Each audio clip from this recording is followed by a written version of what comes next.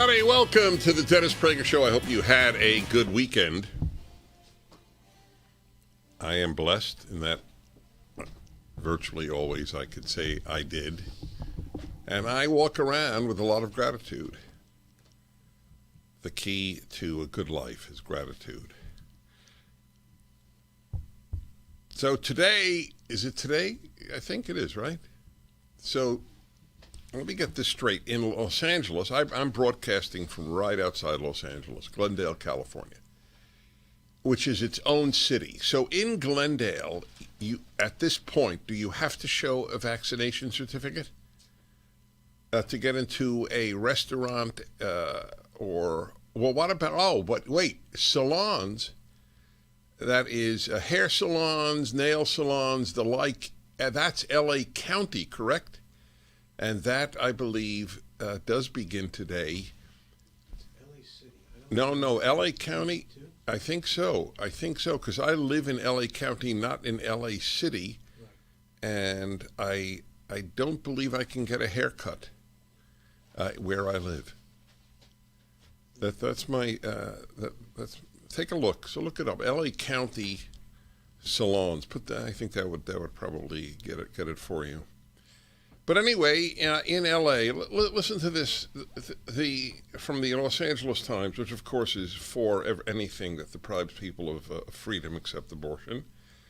Is this the beginning of the end? Kim Prince asked during a recent phone call. We have been in a period of pivot. I just want a fried chicken.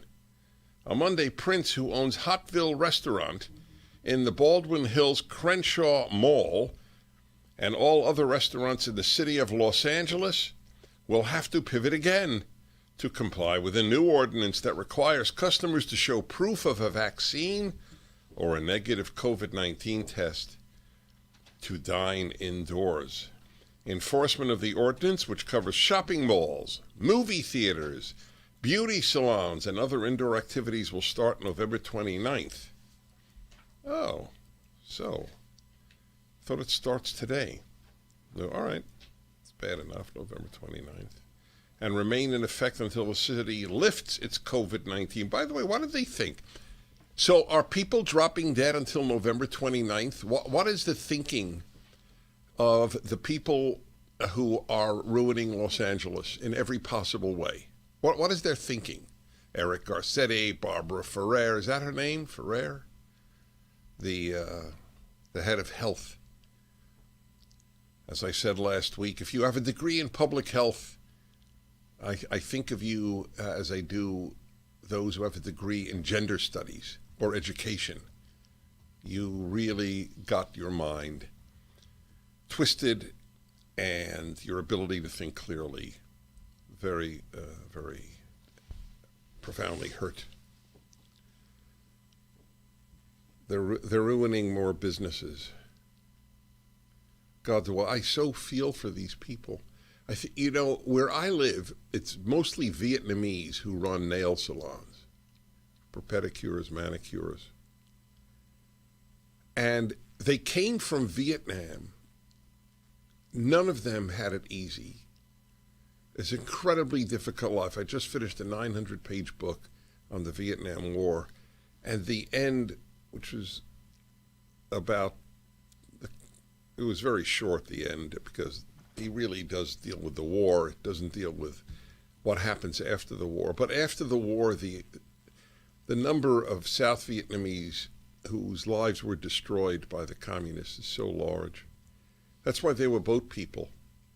People risked being murdered by pirates on the seas, drowning in their crappy little boats because of their crappy little boats, being eaten by sharks, and the women risked being raped on the high seas to get out of the communist hell that all communists create and will in the United States, if allowed. And then they come to the United States penniless. They work their way through a nail salon. And then the left in America destroys them. The left in Vietnam destroyed them, and the left in America will destroy them. And the beauty of being on the left is you think you're doing something good because there is no moral compass on the left. I used to think it was broken. I don't think it exists. And I bring you examples every single day. Why is it, what is it, LA, New York, San Francisco, any other cities are having this ordinance? Isn't it quite something? Big cities, which I always consider to be the worst places morally in any society, and Democrats. That's it. It's a horrible combination. I have more evidence that Philadelphia may be the most destructive city of its own people. More evidence of that I'll offer later. It took a long time for me to realize how terrible the grip of the left is on Philadelphia. But I finally awoke, because too many stories came from Philadelphia. People still vote that way. If it's a big city, it's been ruined. There's an article. Where did you send me the article of a sort of luxury condominium building in San Francisco and what's happened to its street? I didn't, but I know the story. Did you see that story? They're afraid to leave their building. Homeless, some of whom are violent, some of whom leave fecal matter in front of their apartment building, and I'll bet that most of the people in that building vote Democrat, and I'll bet they still will. I don't think there's anything Democrats could do to ruin people's lives that would convince 20%, 1 out of 5, to vote Republican. So deep is the brainwash. We're for the little guy and the Republicans are not. It's so deep. It's a deeper brainwash than any other single thing in society. We're good, Republicans bad. The amount that has come out now, which I'll talk about later, about the Hillary Clinton campaign being behind the biggest lie of my lifetime, Russian collusion with the Trump campaign. I called it a lie from the outset. It was so obviously a lie. This country was transfixed. The New York Times, Washington Post, LA Times, your newspaper colluded in the biggest lie in American history for 2 years. Will they rethink what happened? Will they say they're sorry?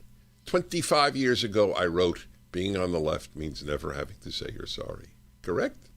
Correct. They won Pulitzer Prizes. They won Pulitzer Prizes for it. That's right, for investigating a lie and compounding the lie.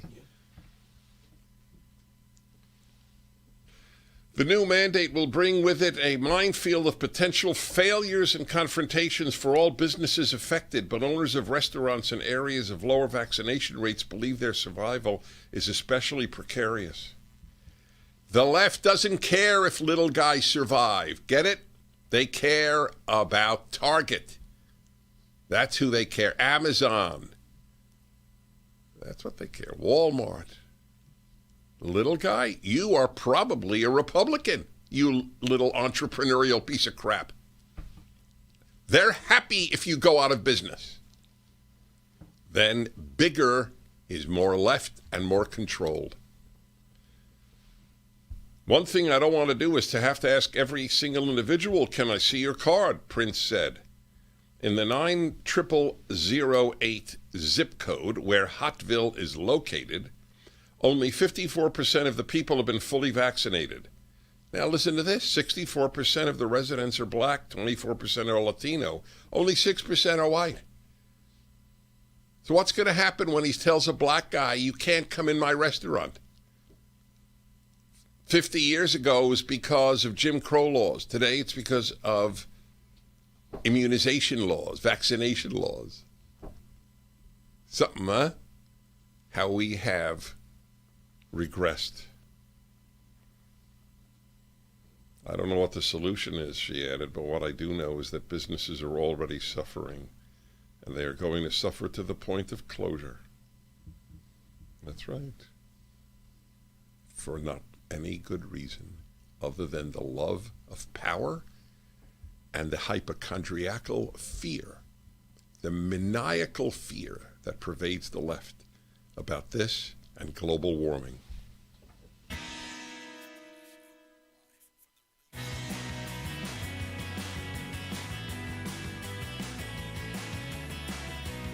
Streaming on Salem Now. We'll see one young lady identify as transgender, and the next thing you know, 6 or 7 young ladies in that same school are now identifying as transgender. Children taught at age 5 they can create their gender identity, and it's being celebrated. Schools are lining up to push the transgender agenda on kids and cut parents out of the equation. Every cell of their body that has a nucleus is male or female. We've now seen parents losing custody of their children if they don't go along with this. We've all been created XY or XX, so that means there's only 2 genders. And so really the battle is against the creator. Look for Salem Now in the App Store or go to salemnow.com. Streaming on Salem Now. You called your son. You personally promised him you would be here. Lucas, I don't know how to help you. Your daddy loves you, you gotta know it, pal. Do you feel the love? Prayer is a powerful thing, Ethan. It really does work, if you believe. What reason does he have to care about some guy who's supposed to be his dad, but he's never around? I can't do it again. I'm not ready for this, man. I'm done with you. We all deserve a second chance. Right, Ethan?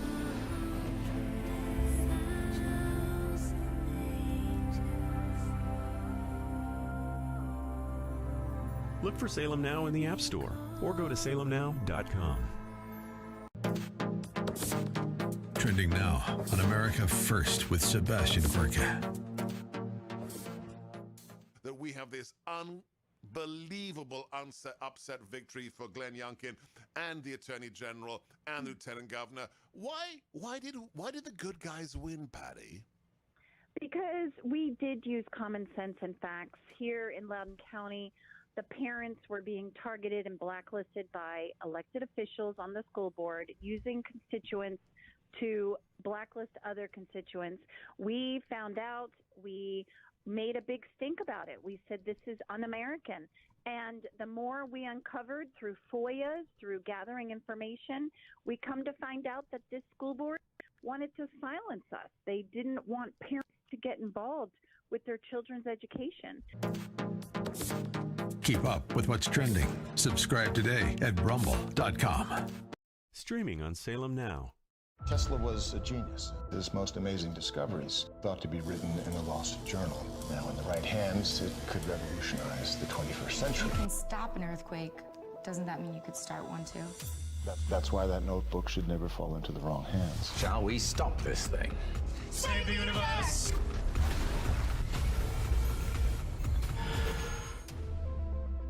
Look for Salem Now in the App Store or go to salemnow.com.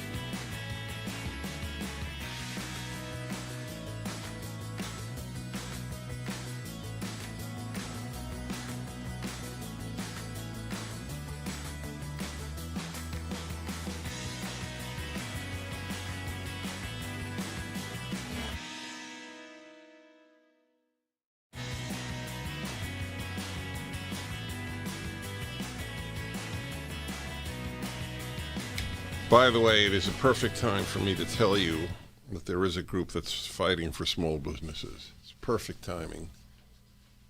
And they would like to have you on their mailing list. I'm not asking you for money, I'm asking you to fight. One of the easiest ways is just to send an email to Job Creators Network. They're the biggest supporters of small business. There used to be a time when chambers of commerce supported small business, but that time has passed. This is the big supporter, jobcreatorsnetwork.com. They're working hard to fight against the war against small businesses. So please just send them your name, okay? That's all I'm asking. That's all they're asking. jobcreatorsnetwork.com. Find out how to join their growing army of small business owners, even if you're not a small business owner. jobcreatorsnetwork.com. What a sick time we're living in. I wrote I don't know, when did I write it? Last spring, a year and a half ago, I wrote a column. What was it titled again? Dress Rehearsal for a Police State. And I was right. That's what this is. And in a typical fashion of a police state, what happens is it begins with a cause that a lot of people support. Oh, of course, the unvaccinated are scum. Selfish scum killing innocent people. Of course, they should be ostracized from society. There are some people who believe they shouldn't be treated in hospitals. Oh, murderers, rapists, torturers of children, they should be definitely taken care of. That's the Hippocratic Oath. But the unvaccinated, let them die because they deserve to die. I believe that half the vaccinated people in this country believe that the unvaccinated deserve to die. So if they think we deserve to die, and even though I had COVID, which is natural immunity, which every study I have read except the CDC, whom I believe are professional liars, and I will be publishing that tomorrow, just a summary of some of the biggest studies in the United States, not to mention the gigantic one in Israel, that natural immunity is more robust than immunization. And that's what they believe, that we should die. You're not vaccinated, you deserve to die.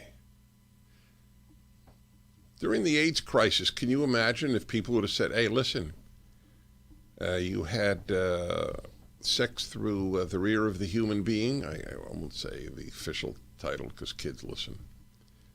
And without a condom, you deserve to die. Imagine if somebody would have said that. You go to a bathhouse and you don't use a condom, you deserve to die.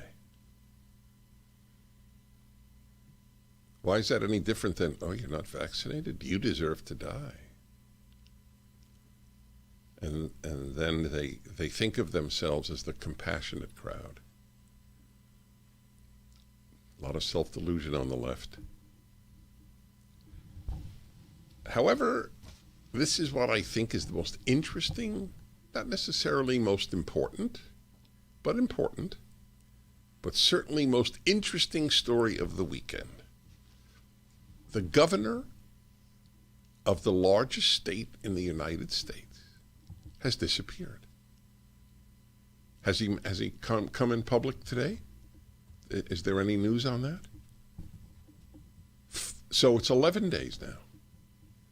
For 11 days, the governor of California has not been seen. That's a big deal. Especially since the highlight of his year, going to Glasgow, is taking place, and he's not there. The lieutenant governor of California is there. And he says it's family issues. So if it's family issues, what does that have to do with your disappearing? So fine, you can't go to Glasgow because of family issues. But you can make a video. Hi, everybody, I'm fine, and I'm taking care of the state, but I'm now dealing with personal issues, and have a great day. Fine. Why did he do that? Nothing. Silence. And it started right after he got his booster shot. There's no explanation. I'm not saying it's because of the booster shot. How do I know? But you would think that a fanatic pro-vaccine man like Newsom, like all Democrats, would then go public specifically to reassure people it's not the booster shot. Look, I'm fine, everybody. So any speculation that I am hurt because of the vaccine is nonsense, is misinformation. Why doesn't he say that?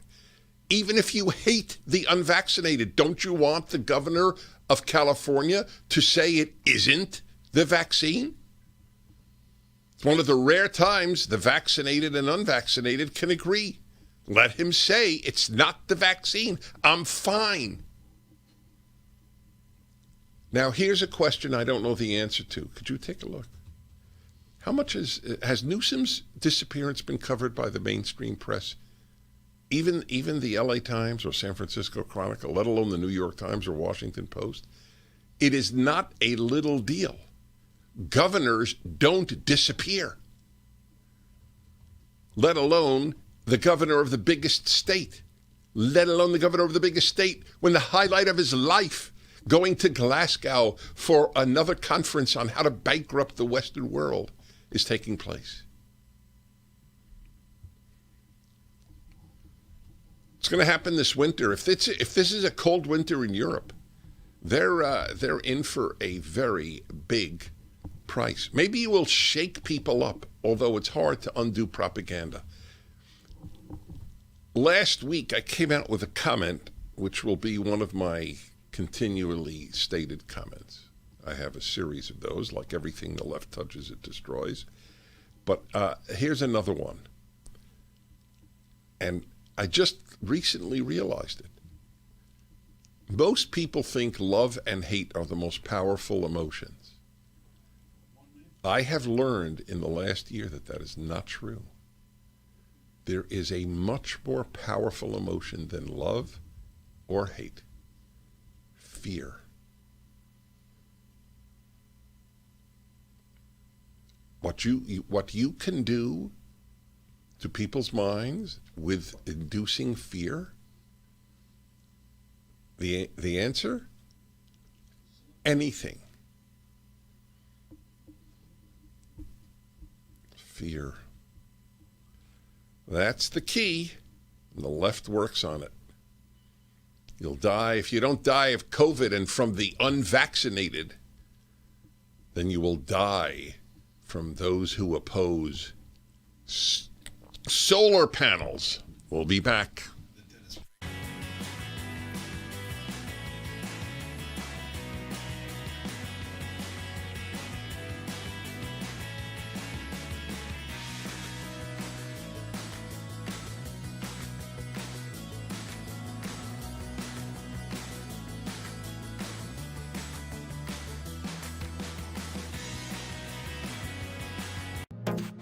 Trending now on the Charlie Kirk Show. Democrats, I hope you guys try to implement CRT in every single school district across the country, not because it's good for the country, it's super damaging, but voters hate it so much that it's the greatest political gift to conservatives you could imagine. Play cut 57. George, this is a sonic boom of a wake-up call for Democrats. Biden won Virginia by 10 points just a year ago. He won New Jersey by 16 points. And the big factor is the one you mentioned.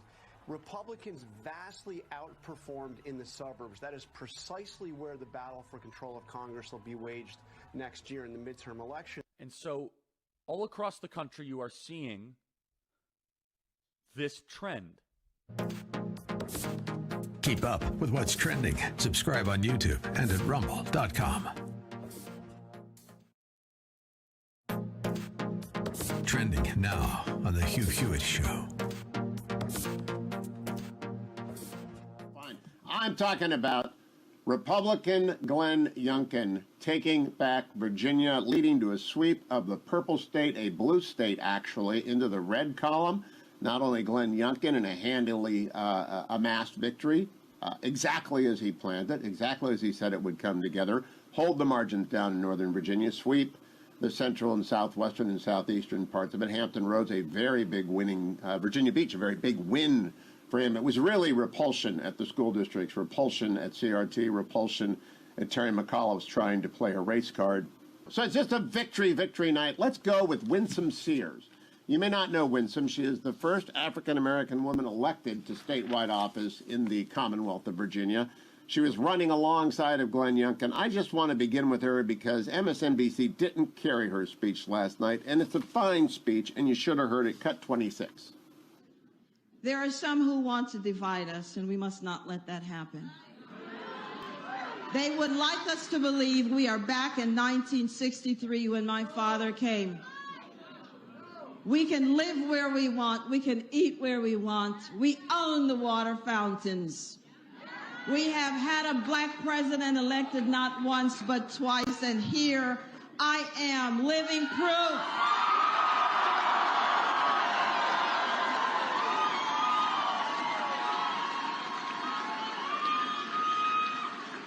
In case you haven't noticed, I am black, and I have been black all my life.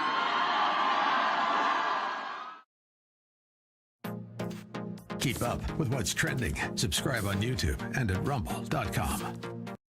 I grew up poor, which is even worse than being poor. We would have sandwiches with no meat. My American dream entailed working hard and making $20,000 a year. But I surpassed that goal and became a corporate CEO. We'll all be able to say, free at last, free at last. Look for Salem Now in the App Store or go to salemnow.com. Judge Thomas, you solemnly swear to tell the truth, the whole truth, and nothing but the truth, so help you God. I do. I was under constant attack. You're not really black because you're not doing what we expect black people to do. This is the wrong black guy. He has to be destroyed. So you'd still like to serve on the Supreme Court?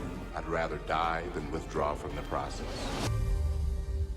Look for Salem Now in the App Store or go to salemnow.com.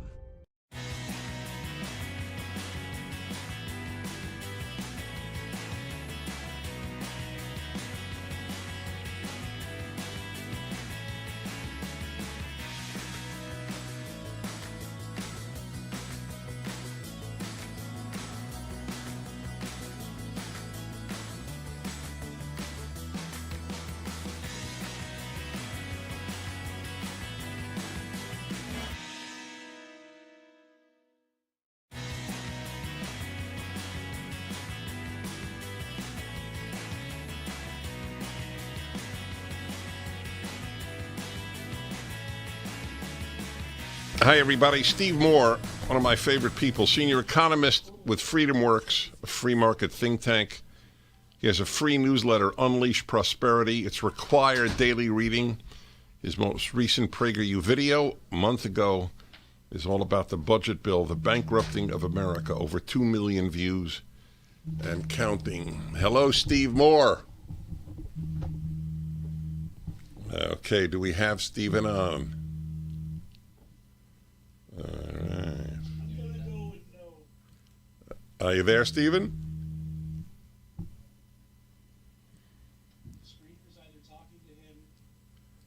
Okay, my friends, I always apologize to you for the technical goofs that take place.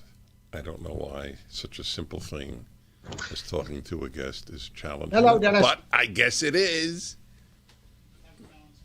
Hi, Dennis. Okay. All right, it worked fine now. All right, good. I got you on Skype. You're my first Skype interview on my radio show.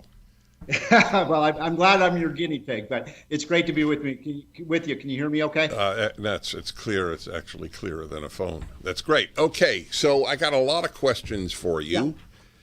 And this is unrelated to economics. Are you aware, because you don't live in California, are you aware that Governor Newsom has disappeared for 12 days? I was not aware of that until I just heard what you were saying on your show. Exactly. Okay, that proves if Stephen Moore, one of the most in touch with current events people in the United States, doesn't know, doesn't it fascinate you? Well, where is he? That's right. Where is he, especially given Glasgow? Something he had ached to attend. Not a word, not a peep, not a 1 minute video, nothing. It's astonishing. I remember when Mark Sanford, I don't know if you remember this. Yes, I know. He was in Argentina with a lover. Okay. Hey, I wouldn't say a word. I wouldn't say a word either. It's amazing, though. How can he's the third or fourth most important elected politician in America, and he's not on the job at a time of crisis. We got rising gasoline prices, we have rising inflation, we have a border crisis. I mean, what are these guys doing? I mean, I would say the same thing about Joe Biden. Why in the world did he spend 2 weeks in Europe when we have a crisis here in America? And he, by the way, all he did when he was in Europe is pass out federal tax dollars to all these countries. Is that right? Go ahead, explain that. Well, first of all, he went to Europe and said, remember that how Trump said you had to pay your bills for NATO? Oh, you can forget about that. There's a new cop in town. We're not going to charge you for that anymore.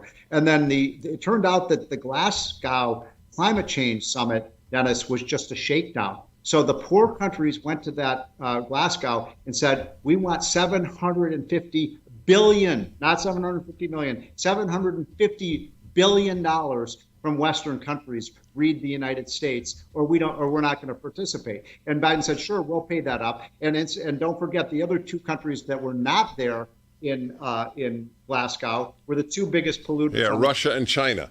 China. So he actually, this is something I did not know. He said yes to $750 billion money transfer to the third world? So the poor countries said, this is just a shakedown. They just want money, right? No, that's clear. Right. So they showed up and said, we're only going to participate in this conference if you agree to pay us $750 billion. By the way, not one time, every year, $750 billion. And the United States and Europeans said, okay, we'll cough that money up. I'm sorry for the silence. I am blown away. It's stunning. It's stunning. Now, wait, I just want to understand something. How can a president of the United States promise hundreds of billions of dollars without congressional approval?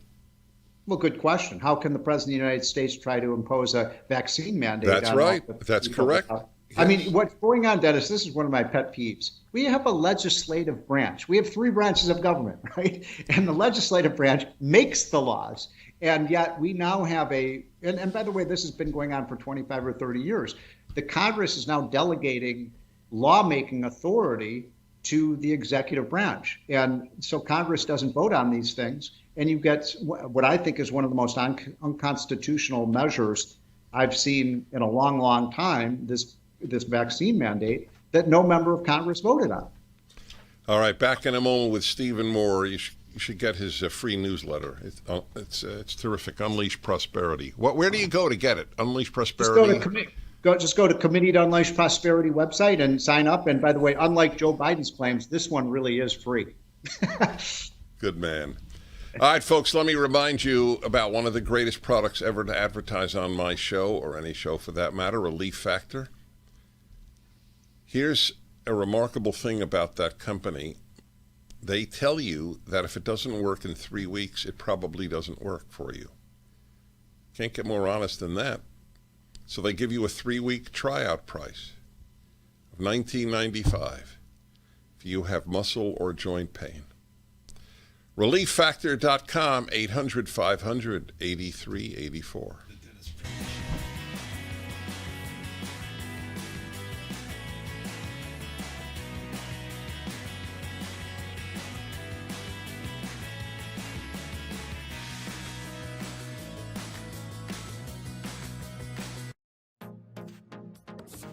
Trending now on the Larry Elder Show. Kamala Harris, before last night's vote, right before it said this. Because you see, what happens in Virginia will in large part determine what happens in 2022, 2024, and on. And I told you that Terry McAuliffe, by the way, he's former head of the DNC. Last night they kept calling him former governor of Virginia, and that's true, but he also was the head of the DNC. So supposedly has his finger on the pulse of the country. Lost. Lost because he drew the wrong lessons from my race against Gavin Newsom out here in California. Gavin Newsom turned this into a referendum against Donald Trump. He said that Elder was more Trump than Trump, called me a Trump Republican, Trump wannabe, Trump light.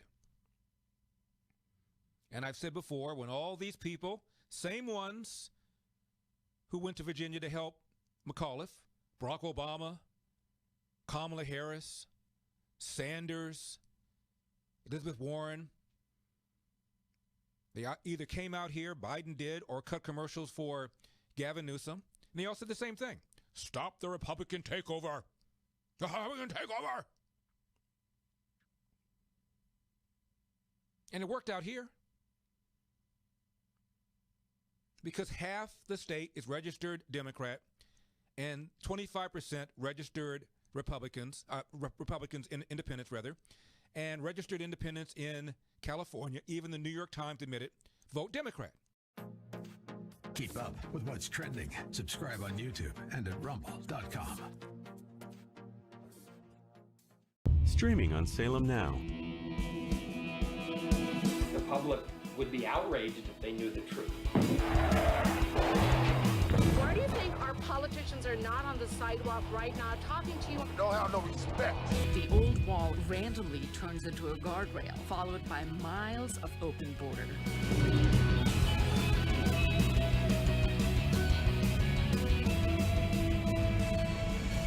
Human trafficking. That journey is extremely dangerous. The 7-year-old girl died in the desert. From the country of India. A great pillar of the community was killed by a man who had been deported at least twice. This little urn contains the ashes of my son. His dreams cut short forever. We're so worried about other countries' problems, and we don't even focus on our own. Look for Salem Now in the App Store or go to salemnow.com.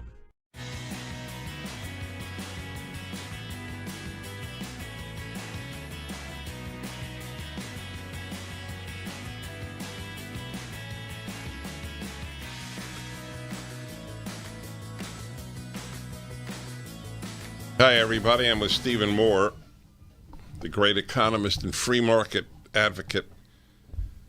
His free newsletter, Unleash Prosperity, is available at, what is it again, Stephen? Give me the website. Let's go to the website, Committee to Unleash Prosperity. By the way, that's Committee to Unleash Prosperity. That's a group that was founded by Larry Kudlow, Steve Forbes, Art Laffer, and me. And wow. So we'll send it to you for free. That is Dennis, quite a quartet. There's something I've got to bring up, this morning on your show, because it's really important. What happened on Friday night, late Friday night in the House of Representatives was a betrayal by 13 Republicans who handed Nancy Pelosi a major victory on a sham infrastructure bill that's spending $1.1 trillion that we don't have. You know this, Dennis. I talked about it with you, 2 or 3 weeks ago when I was on your show. It is not an infrastructure bill. It's a green energy bill. It's the Green New Deal. It's subsidies for Tesla and windmills and mass transit projects. By the way, they want to continue the funding of that crazy. How much have you spent on high-speed rail in California? Yes. 40 or 50 billion?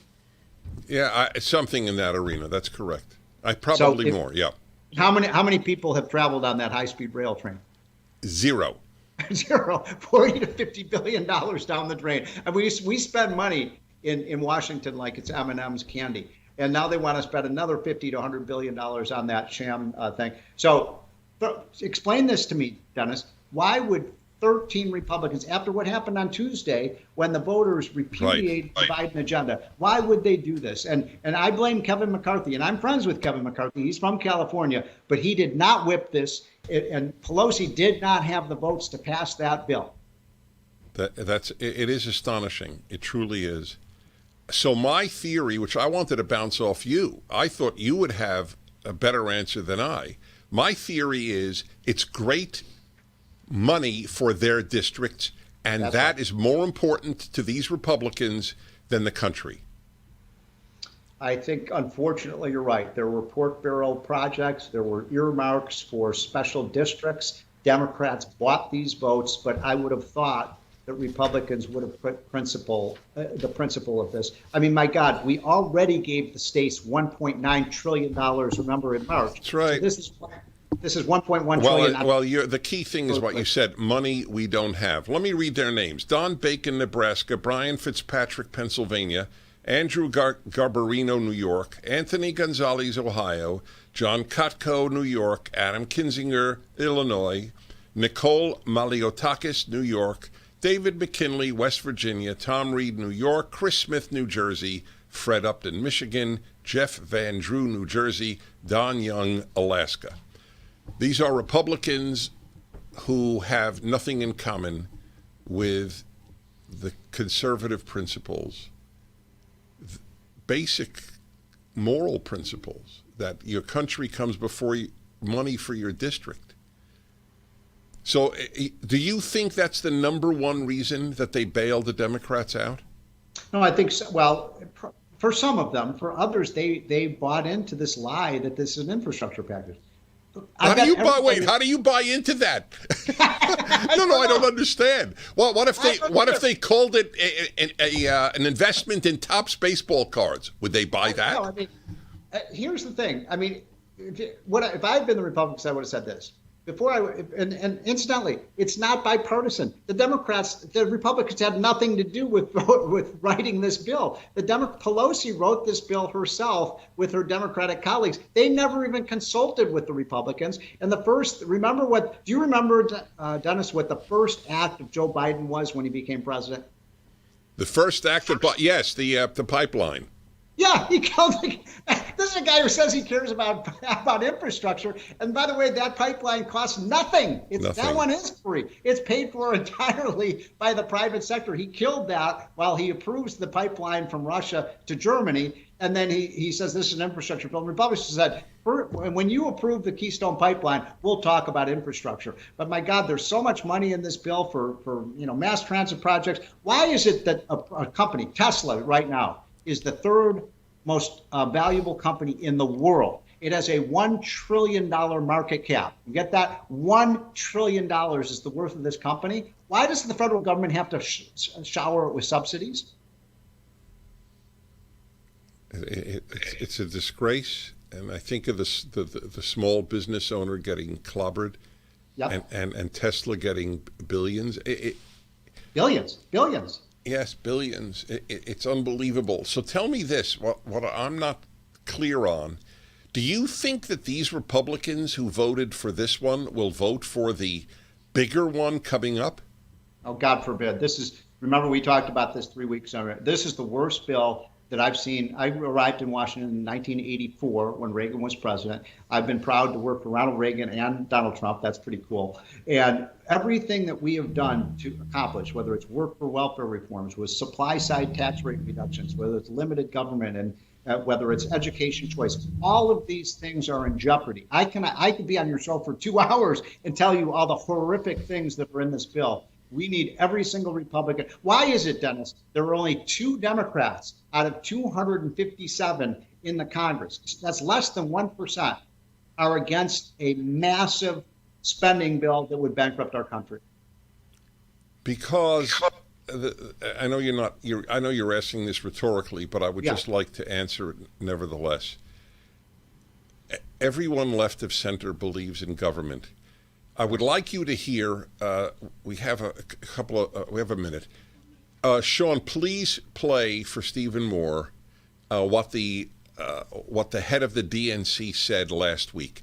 Steve, this is something for you to embed in your mind and send out. Even it's just one line from a press conference that Jamie Harrison gave.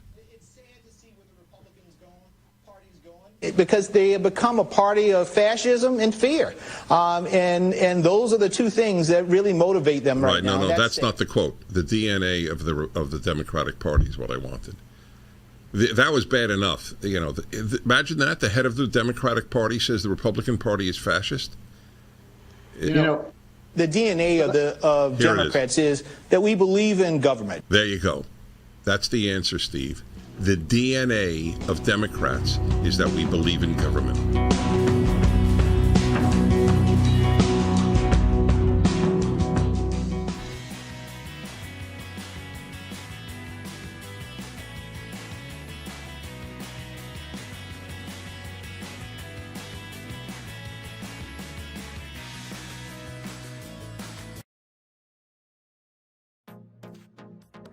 Trending now on the Mike Gallagher Show. God has smiled on me. God has smiled upon me to be able to live most of my life in Florida, to be able to spend most of my days and about 90% of the pandemic, the first year and a half of the pandemic. And when I kept hearing about the misery of my friends in California and friends and family in New York and New Jersey, and I had the benefit of going back and forth a little bit, I saw the apocalyptic New York City. I mean, it was bad. It was horrible. Well, guess what? It was never that way in Florida. Never even came close. Ron DeSantis is a hero. Ron DeSantis is a true leader. And Ron DeSantis, and this is what happens when voters deliver somebody like Ron DeSantis. This is what Virginia can do next week with Glenn Youngkin. You think Terry McAuliffe is a fan of lockdowns? You bet your sweet fanny he is. You think Terry McAuliffe wants to tell parents to butt out of their kids' education? You bet your sweet butt he does. You think Terry McAuliffe is an out-of-touch, tyrannical, dictatorial Democrat? You bet he is. The metaphor of the two states, New York and Florida, that I got to experience over the last couple of years is a perfect metaphor for the difference between Republican and Democrat leadership. Keep up with what's trending. Subscribe on YouTube and at rumble.com.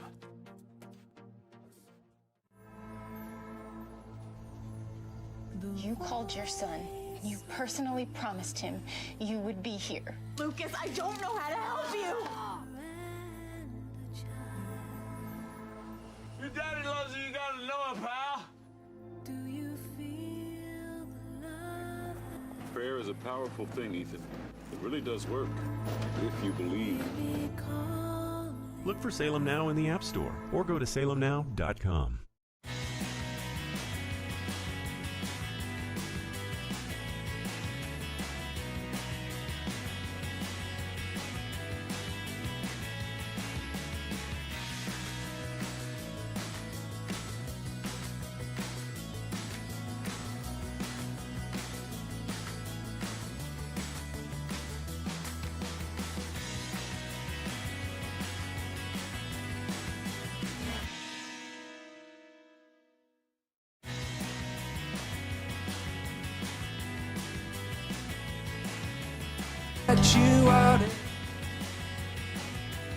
I'm with Stephen Moore. Is Stephen still there?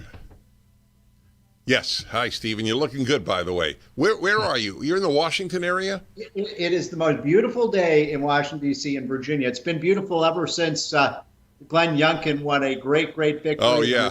Swept my state. And I've been meaning to tell you, because you just played that tape about how the Democrats are blaming their tremendous loss in Virginia. And by the way, I think if it had been an honest election in New Jersey, I think that, that's the third most corrupt state in the country politically. I think that the Republican who got outspent 5-1 would have won that race as well. This was a referendum against everything the Democrats are doing. But and it was also parents. I saw parents in Northern Virginia who voted Democrat their whole life, who were so incensed by this war on parents in schools that they, for the first time ever, voted Republican. Now, the Democrats, I was watching on election night, they said, oh, the Republicans ran their Southern strategy. That's a code word for a racist strategy. Right. How is it, Dennis, if it was a racist strategy, that Glenn Youngkin in most districts in Virginia won a majority of the Hispanic vote? Did you know that? He won the Hispanic vote in Virginia. Well, these charges are not made based on facts. So, look, the lieutenant governor is a black woman. Republicans voted and nominated her. That's quite a racist strategy, getting blacks elected. She is a superstar. She certainly is. I've heard you say this, the thing that would terrify the Democrats more than anything else is a beautiful, articulate, black woman on the Republican ticket. Watch where that woman, Winsome Sears, goes. Many of the networks did not carry her speech, which was incredibly powerful. I love that woman. She's amazing. I think she's going to be the next governor of Virginia after Glenn serves his 4-year term. And I wouldn't be surprised if sometime soon she's not on the Republican presidential ticket, because we are the party of inclusion. We are the party that is advancing. Under Donald Trump, I saw President Trump on Thursday at Mar-a-Lago. We had the lowest black unemployment rate, the lowest black poverty rate, the lowest Hispanic unemployment rate, and the lowest Hispanic poverty rate in the history of the United States, and yet they call him a racist. Yeah, they called Larry Elder, my friend, the black face of white supremacy, Los Angeles Times columnist. There you go. All right, my friend. I want to remind everybody that Stephen Moore has a great PragerU video, The Bankrupting of America. Go to PragerU.com and see it. Get his newsletter, which is Unleash Prosperity. Unleash Prosperity.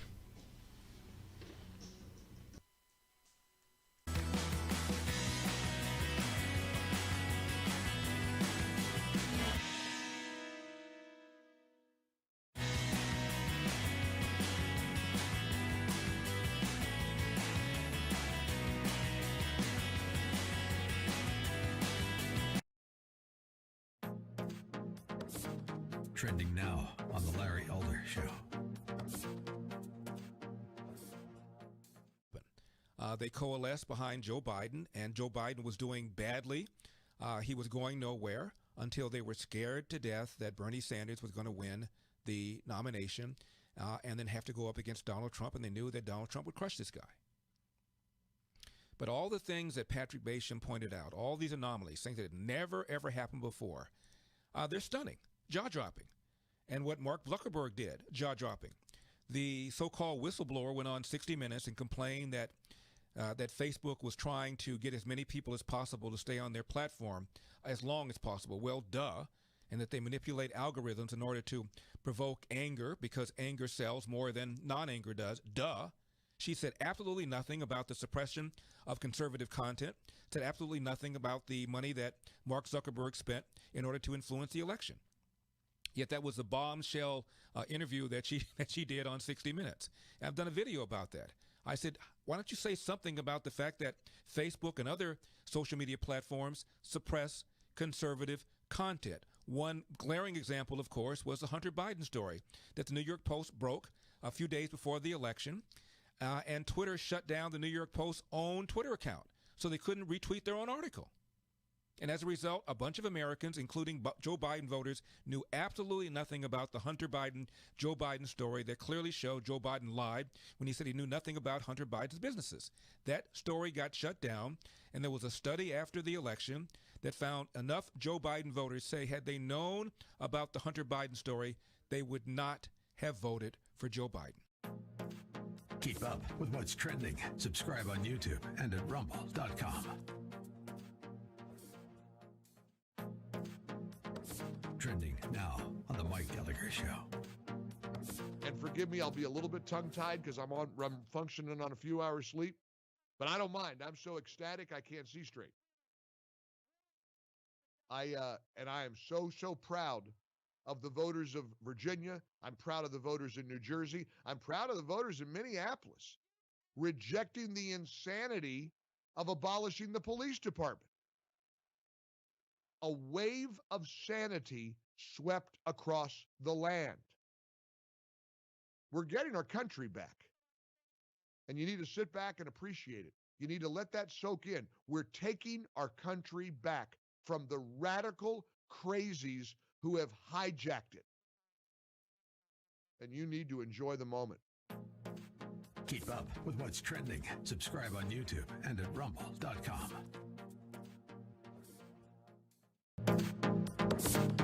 Trending now on America First with Sebastian Gorka. That we have this unbelievable upset victory for Glenn Youngkin and the Attorney General and the Lieutenant Governor. Why did the good guys win, Patty? Because we did use common sense and facts. Here in Loudoun County, the parents were being targeted and blacklisted by elected officials on the school board using constituents to blacklist other constituents. We found out, we made a big stink about it. We said this is un-American. And the more we uncovered through FOIAs, through gathering information, we come to find out that this school board wanted to silence us. They didn't want parents to get involved with their children's education. Keep up with what's trending. Subscribe today at rumble.com. Streaming on Salem Now. The public would be outraged if they knew the truth. Why do you think our politicians are not on the sidewalk right now talking to you? Don't have no respect. The old wall randomly turns into a guardrail, followed by miles of open border.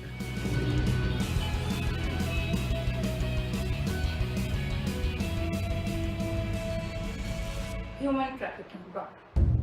That journey is extremely dangerous. The 7-year-old girl died in the desert. From the country of India. A great pillar of the community was killed by a man who had been deported at least twice. This little urn contains the ashes of my son. His dreams cut short forever. We're so worried about other countries' problems, and we don't even focus on our own.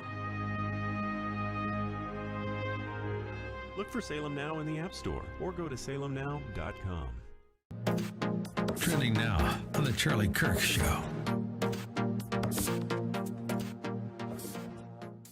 Democrats, I hope you guys try to implement CRT in every single school district across the country. Not because it's good for the country, it's super damaging, but voters hate it so much that it's the greatest political gift to conservatives you could imagine. Play cut 57. George, this is a sonic boom of a wake-up call for Democrats. Biden won Virginia by 10 points just a year ago. He won New Jersey by 16 points. And the big factor is the one you mentioned. Republicans vastly outperformed in the suburbs. That is precisely where the battle for control of Congress will be waged next year in the midterm election. And so all across the country, you are seeing this trend. Keep up with what's trending. Subscribe on YouTube and at rumble.com. Streaming on Salem Now. This is why we're fighting for the soul of America. You should be able to share ideas without fear of being fired from your job or shouted down. You are not to be heard. This is one of the few things we have no precedent for in the United States. The only way we separate the good ideas from the bad ideas is to be free to say whatever we want about them. There's no free speech for fascists. Your posts on Facebook, Twitter, and social media will be saved to shame you. Creating an atmosphere of fear and repression, and it's gonna bust. You cannot think differently. It makes it difficult for you to learn from other people. You have the right to remain silent. Look for Salem Now in the App Store or go to salemnow.com.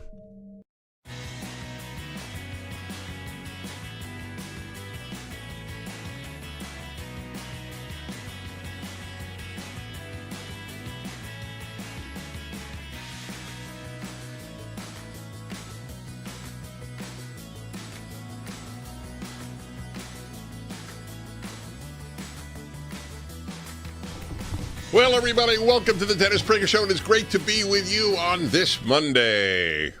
Happy Monday. Everybody knocks Monday. Oh, you know what? I didn't mention anything about daylight saving time. And we're back to real time. It's a jolt for people 2 days a year, the changing of the clock. It's completely unnecessary. Arizona doesn't do it. I don't know what other state doesn't do it. I know Arizona doesn't. I salute Arizona for staying on real time all year. I don't quite understand why the sun setting at 8 p.m. is not enough light, which is what you would have on standard time instead of 9 p.m. Or getting dark, not setting, getting dark to be precise. Anyway, just thought I would mention it. I love obviously the extra hour of sleep. You lose it again. When is it? March? Yeah, March. Back to phony time. So I am about to do something other talk show hosts tend not to do. This is not a criticism at all. I have many wonderful colleagues in this line of work. But I have a source of wisdom in life. It's called the Bible. This past Saturday, throughout the world, wherever Jews live, they read a portion every Saturday, a portion of the first 5 books of the Bible, known as the Torah.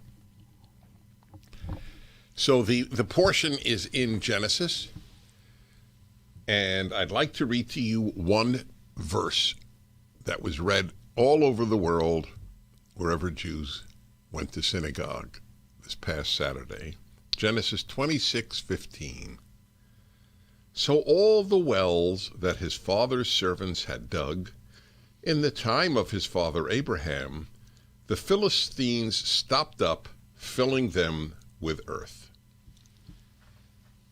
Now you are probably thinking, has Dennis Prager lost his mind? That's what he read on national radio? The Philistines filled up the wells that Abraham had made. They filled it up with earth. My friends, that sentence is perfect in its illustration of the left. The Philistines did not have wells. So you would think, seeing the effective wells that Abraham and Isaac had, they would ask, how do you dig such wells? That's what we want. They didn't make their own wells. They destroyed Abraham's. Ta-da! That is the left. Everything they touch, they destroy. They don't make wells on the left. They fill up the wells that conservatives made. It's awesome. It's the best. If you think that that's interesting, by the way, please purchase and read my Bible commentary. 2 of the 5 volumes are out. 3rd volume's coming out next year. Would have come out already, but they couldn't get paper. As you know, there are many products that are delayed. Anyway, Genesis and Exodus are out. You can pre-order Deuteronomy. The Rational Bible is the name of my series. And that's what I do. I take verses and I illustrate how relevant they are to today. I don't use the term left in my commentary because it's not political, my commentary, but I'm telling you here now, that is, in a sentence, the left. They don't make their own wells. They destroy the ones that conservatives made. And that's what they do. They destroy everything good. They make nothing, except bigger government. Good verse, eh? Now, I consider the story of the day, I mentioned it last hour. Let me read to you from the Daily Mail report on it. I live in California, the largest state of the Union. State ruined by the left. Not easy to ruin California, but The left ruins everything it touches, no matter how successful. I am only here because I have too many people I love here. That's it. That is the reason I have stayed in California, and I fully acknowledge it. When the Dodgers were in the playoffs, I didn't root for them, even though I am a Los Angelino. I don't root for any California team. My state has been ruined. Why should I root for it? That's my feeling. So the governor of the state of California is a very important politician in America because the size of California is so daunting. He's been missing, literally missing for 12 days. It has not made any national news, not one. Why do you think that is? That is as important as the fact that he's missing. Better than that, proof that this is very, very suspect, this whole thing. He was aching to go to Glasgow. He is one of the many alarmists. All leftists are alarmists. That gives them meaning in life and enables them to pass the policies they want, scaring themselves and others. He wanted to be at Glasgow now as much as you want anything in your life. So they sent out, they sent out his office a message. Family issues have prevented him from appearing publicly or going to Glasgow. But wait a minute. He said, okay, or the office said, so he will appear by Zoom or by Skype, but he will appear by internet at Glasgow. But even that didn't happen. It is inconceivable it is a family issue. Inconceivable. It's a lie. I'm going on record as saying it's a lie, because if it's true, he's completely irresponsible. You do not disappear from public life because you have a family issue. You say, please forgive me, I am not capable this week of doing my duties because of family issues. You take 60 seconds, 30 seconds to make a video. But he didn't even do that. So I don't believe it's a family issue. If it is, the man is so profoundly irresponsible, I don't have the proper word. So I don't believe that's the issue. I don't know what the issue is. But I can't stop thinking on purely rational grounds. He's disappeared for 12 days for physical reasons. Something is wrong with him. There is no other rational explanation. Now, I'm not saying I know this happens. I'm not spreading a rumor. There is no rumor. I'm just putting two and two together. But I think that, do you have something about this? Yeah. This is today. Gavin Newsom, I know that. It means nothing. Yeah, you should read what... Gavin Newsom's wife deletes tweet. She deleted the same tweet that she posted. As governor has not been seen by public, this is Daily Wire. Only conservatives are reporting this. It gives you an idea of how much the New York Times and Washington Post lie by omission as much as by commission. They didn't even mention it. And you know why they haven't mentioned it? A, because he's a Democrat. You never portray a Democrat in a negative light. B, because people might think it was the booster shot. This would drive them absolutely crazy. But you should look at the VAERS website. I always forget, VAERS, I know, but what does it stand for? My wife knows. It cracks me up. Anyway, vaccine adverse event reporting system. Okay, I won't remember that in 2 minutes. Vaccine adverse event reporting system. Okay, I remembered it in 10 seconds. That's why I prefer and got natural immunity to the vaccine. I have no doubt that the vaccine has helped a lot of people. I've said that from the beginning. I also believe it's hurt a lot of people. It's helped more than it's hurt. I mean, it would be absurd if it had hurt more people than it helped. But it was a risk I was not prepared to take. Yeah, she tweeted, it's a very strange tweet, said people are writing hate. Where is the tweet itself? All right, we'll deal with that when we get back. 1-8-Prager 776.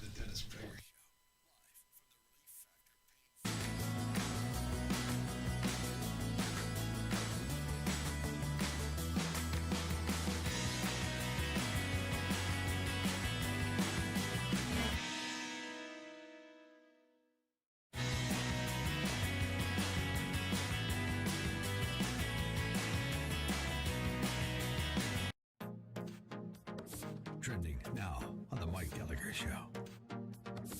A triumphant celebration of millions of Americans who voted for and support Donald J. Trump. Because anyone who tries to tell you that Trumpism is gone, that Donald Trump's presence didn't play a role in the red wave that America experienced is lying to you. And Glenn Youngkin did not distance himself from Donald Trump's message at all. And let the pundits and the pointy head punditry, the pinhead punditry, analyze how you thread the needle and you advance Trumpism without Trump, and Trump wasn't at any rallies with Glenn. Let them do all that. Trumpism is alive and well. The Trump message resonated throughout the land. And the Atlanta Braves won the World Series. A special bonus, Rob Manfred, the MLB commissioner, was booed off the field last night. I mean, we've got so much to celebrate today, so much joy. It's like a blanket of sanity has finally spread across the country. Hey, AOC, how you feeling today? Hey, Stacey Abrams, how's your day going? Hey, Nancy Pelosi, you having a good Wednesday? Hey, Joe Biden, how was that touchdown last night from your stupid climate change summit that China and Russia didn't even bother to attend? Keep up with what's trending. Subscribe on YouTube and at rumble.com. Streaming on Salem Now. We'll see one young lady identify as transgender, and the next thing you know, 6 or 7 young ladies in that same school are now identifying as transgender. Children taught at age 5 they can create their gender identity, and it's being celebrated. Schools are lining up to push the transgender agenda on kids and cut parents out of the equation. Every cell of their body that has a nucleus is male or female. We've now seen parents losing custody of their children if they don't go along with this. We've all been created XY or XX, so that means there's only 2 genders. And so really the battle is against the creator. Look for Salem Now in the App Store or go to salemnow.com. Streaming on Salem Now. The public would be outraged if they knew the truth. Why do you think our politicians are not on the sidewalk right now talking to you? Don't have no respect. The old wall randomly turns into a guardrail, followed by miles of open border.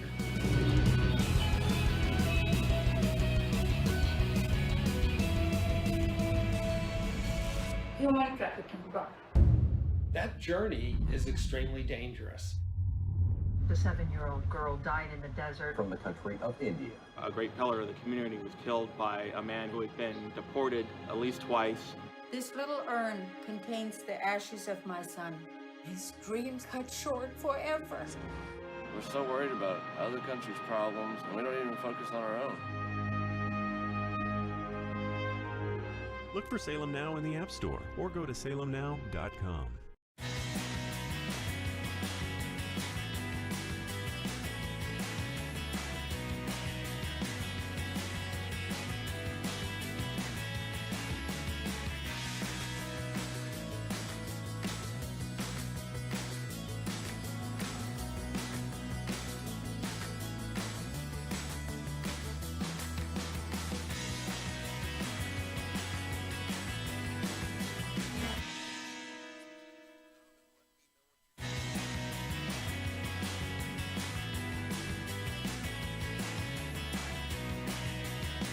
It's a huge story that the governor of California has been missing for 12 days. Huge. Unreported by the lying New York Times, the lying Washington Post, even the lying Los Angeles Times. You would think the LA Times, the biggest paper in California, would be on top of the story. Crickets, my friends, crickets. If they did report, I apologize. I couldn't find it. Let's put it that way. Missing. The governor of California is missing. Get it? No one has seen him, other than presumably his family or some friends and maybe some doctors. Nothing in the New York Times. Imagine if DeSantis went missing for 12 days. Think they'd be quiet? No matter what it is, it's irresponsible, unless it's physical. His wife just tweeted out and then took down. This is what she tweeted out, 11/7, that's yesterday, 8:46 p.m. So it's a little more than 12 hours ago, and then immediately took it down. Why did she take it down? Seriously, do you know? It doesn't make sense because it doesn't make sense. I think her taking it down proves the point. This is what she tweeted, Mrs. Newsom. But she doesn't go as Mrs. Newsom. Correct? She goes as Jen Siebel Newsom. Oh, yeah, okay. Anyway, she doesn't go as his wife. She goes as his partner. That's what I was referring to. It's funny how certain folks can't handle truth. When someone cancels something, maybe they're just in the office working. Maybe in their free time, they're at home with their family, at their kids' sports matches, or dining out with their wife. Please stop hating and get a life. Truly makes no sense. Makes no sense. So Mrs. Newsom is telling us he's either in the office working, at home with the family, at the kids' sports events, or dining out with their wife. Anybody seen him at a sporting event dining out with his wife or in his office working? Why didn't he go by Skype to Glasgow? That was his biggest yearning, to go to the World Panic Conference in Glasgow. The world send hundreds of billions of dollars from the Western world to the developing world conference. The world, let's destroy the economies of the West conference.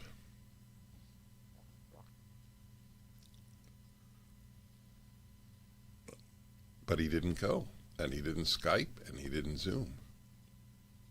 And it happened a day after he took his booster shot.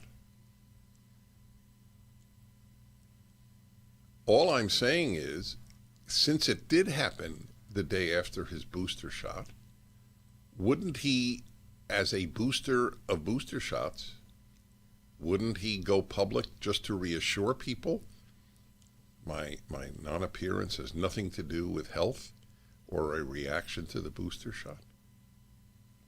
It's irresponsible of him if you are pro-vaccine, correct? Whether you're pro or anti-vaccine or agnostic or in the middle, it's irresponsible for a governor to go AWOL for 2 weeks. Something is awry. That Stephen Moore, my guest last hour, one of the most on top of current events people in this country, didn't know Newsom is disappeared, shows you how quiet the national media have been. If you rely on the New York Times, you have such a perverse view of the world that it explains a lot of why people are on the left. They have a perverse view of the world. That's it.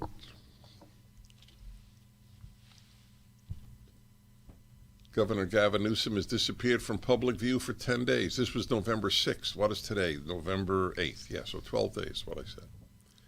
And abruptly canceled plans to attend the climate summit in Scotland over unexplained family obligations. Newsom was last seen in public on October 27th receiving a COVID-19 booster shot in Oakland. He said it was painless and then flexed in celebration, urging others to get boosters as well. 2 days later, his office issued a statement citing unspecified family obligations, abruptly canceling his plans to attend the global climate conference. A huge gathering of international leaders on a subject that is among his highest priorities. The statement claimed that Newsom would attend the summit virtually, though he still has not made a video appearance. California's lieutenant governor has led the delegation in his place. No further information on the family obligations that caused the sudden alteration. Why is a British journal reporting this and the New York Times not? Because the New York Times lies and the Washington Post lies. That's why. Do you realize the Washington Post, you'll love this, the Washington Post had more on me and COVID than it did on the governor of California disappearing. I'm honored. What can I say? As far as the Washington Post is concerned, my comments on COVID are more important than the disappearance of the governor of California. They had a huge article on me. That's the Washington Post in a nutshell. They report what they can to destroy the right. That's their agenda. Destroy the right, not give you the news, not tell you the truth. Destroy the right is the motto of the New York Times, the LA Times, the Minneapolis Star Tribune, etc., etc. After the federal government late Tuesday authorized Pfizer's coronavirus vaccine for emergency use for kids 5 to 11, why are you going to give your child this vaccine? Your child is not going to die of COVID. Why would you give this? It's a new type of vaccine. It's an mRNA vaccine. How do you know the long-term repercussions? Maybe there are none. I'm not saying there are. I just want to know, why would you give it? How scared are you, and of what? That your child will die? Children are not dying from this. Yes, some do. Some die. Fewer, way fewer than from suicide or drugs or car accidents. Where is Governor Newsom? What do you think? I assume that those of you outside of California, this is news to. 1-8-PRAGER 776 877-243 776.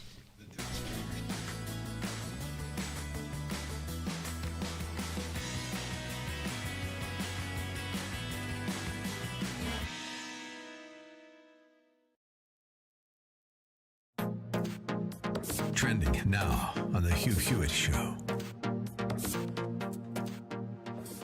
Headlines, you know, it's a big Republican night. Joe Biden is waking up in Glasgow, wondering where he is and thinking, maybe I should have stayed home and helped Terry. But actually, he did try and help Terry, and it didn't help. And Kamala Harris, of course, got back, and she didn't leave, ever. And she tried to help Terry, and, of course, that backfired. President Obama, the anointed one, went to Virginia and could not move the needle because the needle was set by Glenn Youngkin, competent, conservative, calm, courageous constitutionalist. It works. It works, it works, it works. Steve in Cherry Hill, New Jersey. Good morning, Steve. Your state is in play, but I can't believe it's going to go Republican. Oh, we got 1,200 vote lead with 98% of votes in. It's a huge win with 1 million more registered Democrats than Republicans. Steve, I honestly, don't you know, my title of my 2004 bestseller, if it's not close, they can't cheat. So I just don't, you know, in my heart, I know New Jersey, right? And they're going to find those votes, aren't they? It's going to be a knife fight. We're at the panels. It's going to be every vote's getting counted, but it's going to be really tight. But every legal vote's going to be counted. You can bet on that. It's going to be a shock to that more than Virginia. They kind of brace themselves to lose in Virginia, not by this much, not to lose the House of Delegates, not to be swept, not to get crushed in Loudoun County. But New Jersey is the one that has Democrats this morning thinking, I like my job, I've got to get off this bus. Keep up with what's trending. Subscribe on YouTube and at rumble.com. Streaming on Salem Now. The public would be outraged if they knew the truth. Why do you think our politicians are not on the sidewalk right now talking to you? Don't have no respect. The old wall randomly turns into a guardrail, followed by miles of open border.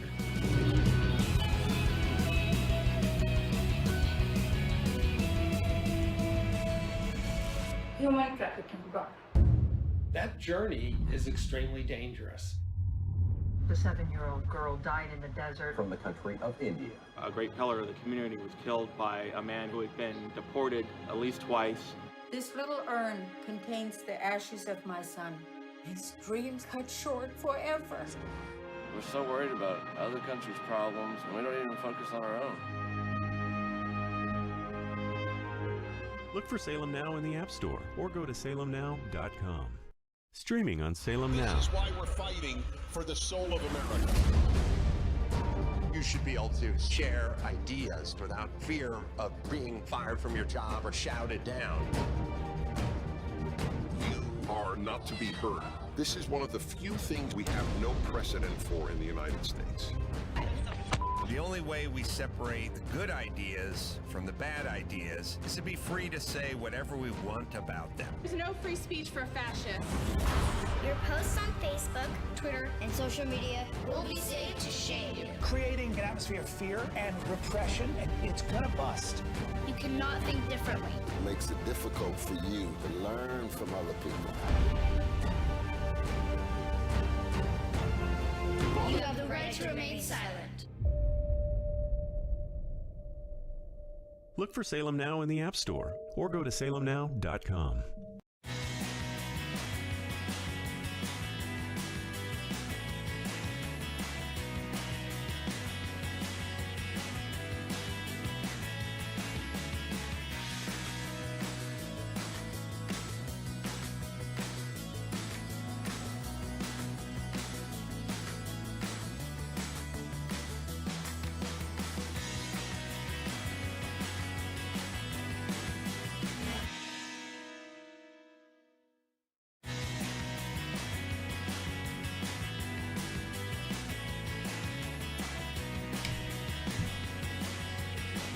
Republicans rescue Biden's agenda. Wall Street Journal. It's painful. It's actually painful. That headline is really painful. What is being done to the economy of this country, and I acknowledge Republicans have done it too. Look, here's an example. 13 Republicans. $1 trillion so-called infrastructure bill. $1 trillion. That's 1,000 billion. It's too bad it wasn't $900 billion. Maybe it would have meant more to Americans. 1 trillion means nothing. It's got the number 1. How bad could it be? 1,000 billion. Wall Street Journal.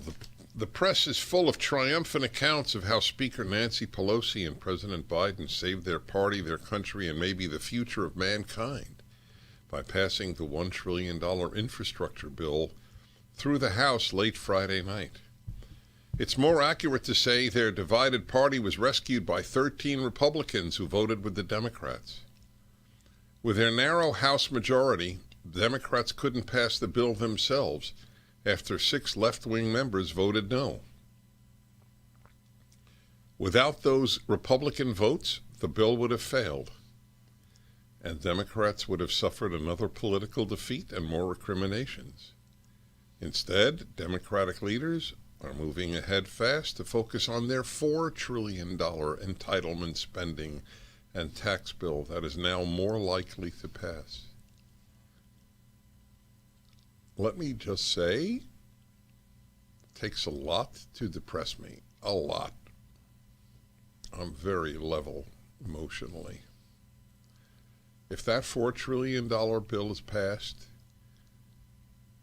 I will have at least a moment of depression.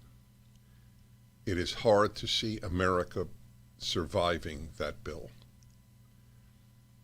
That bill is as destructive as anything the left has ever done to this country, and they've destroyed a lot. It is like taking the Jefferson statue out of the New York City Library.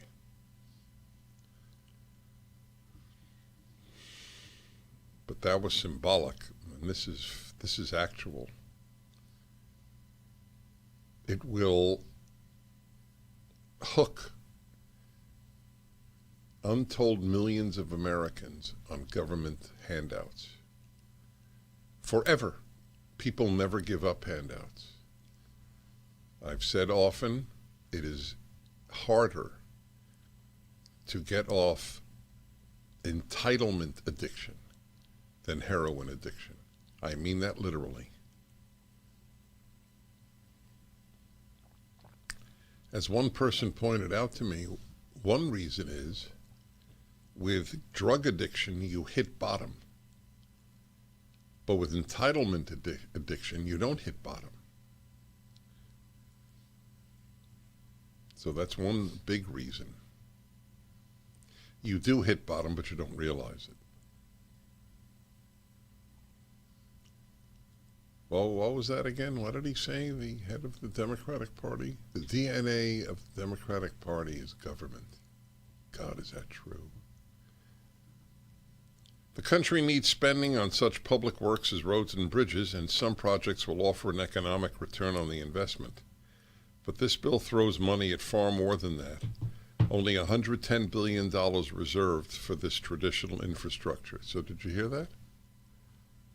A $1 trillion bill, 10% of it is for infrastructure.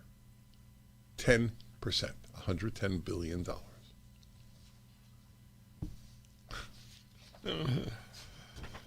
The bill is a large down payment on the Green New Deal.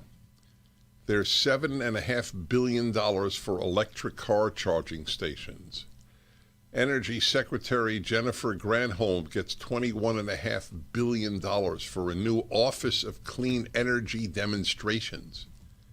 That's what we need, is a new office, which will pass out subsidies to favored projects. This will be a festival of corporate welfare, serving political interests rather than the best return on investment. Think Solyndra. That's what it is. Government and corporations in cahoots. That's bad. All right, 1-8-PRAGER 776 Nerve Renew. I'm approached by a lot of companies who want to advertise on the show. On a number of occasions, I've approached, very few, but I've approached the company. And that, in this case, it was Nerve Renew. I have the tingling and the numbness in my feet. Some have it in their hands, some have it in both. Had it for much of my life. I had special inserts made. They were very helpful until I took my shoes off. Anyway, I read about Nerve Renew. I tried it, and less than a year later, I threw away the inserts. That's the only difference. Nerve Renew. Go to trynerverenew.com. 2 weeks free, a year money-back guarantee. Trynerverenew.com.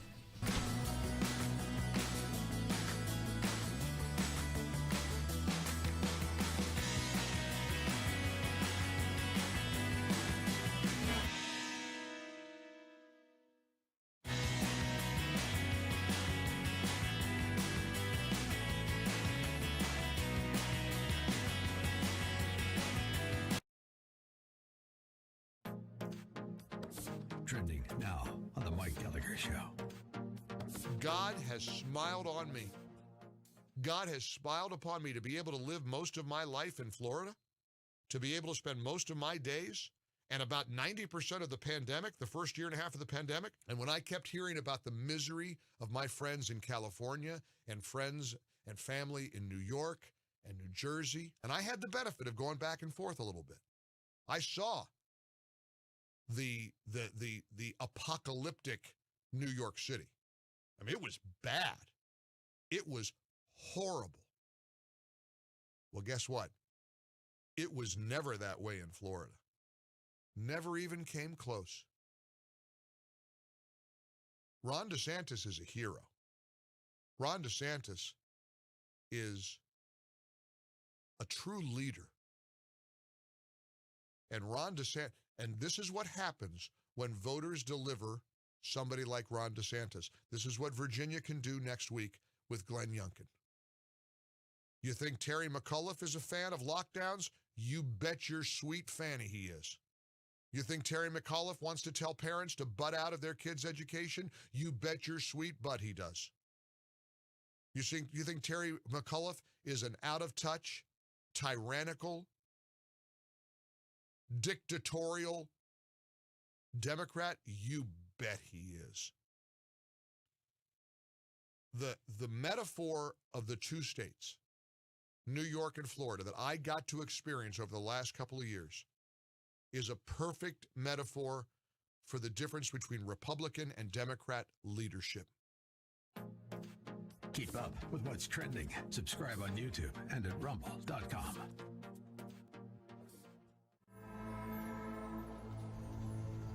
You called your son. You personally promised him you would be here. Lucas, I don't know how to help you. Your daddy loves you, you gotta know it, pal. Do you feel the love? Prayer is a powerful thing, Ethan.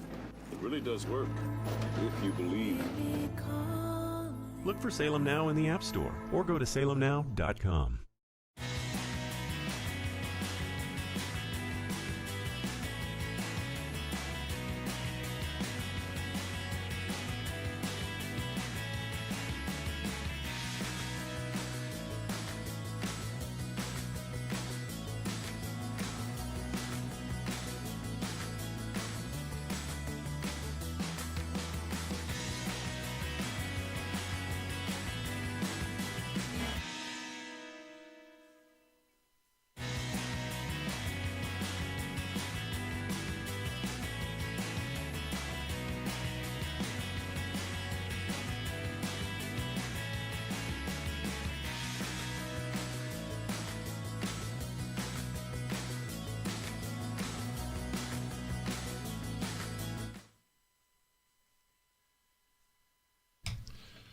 Okay, everybody, welcome to or back to the Dennis Prager Show.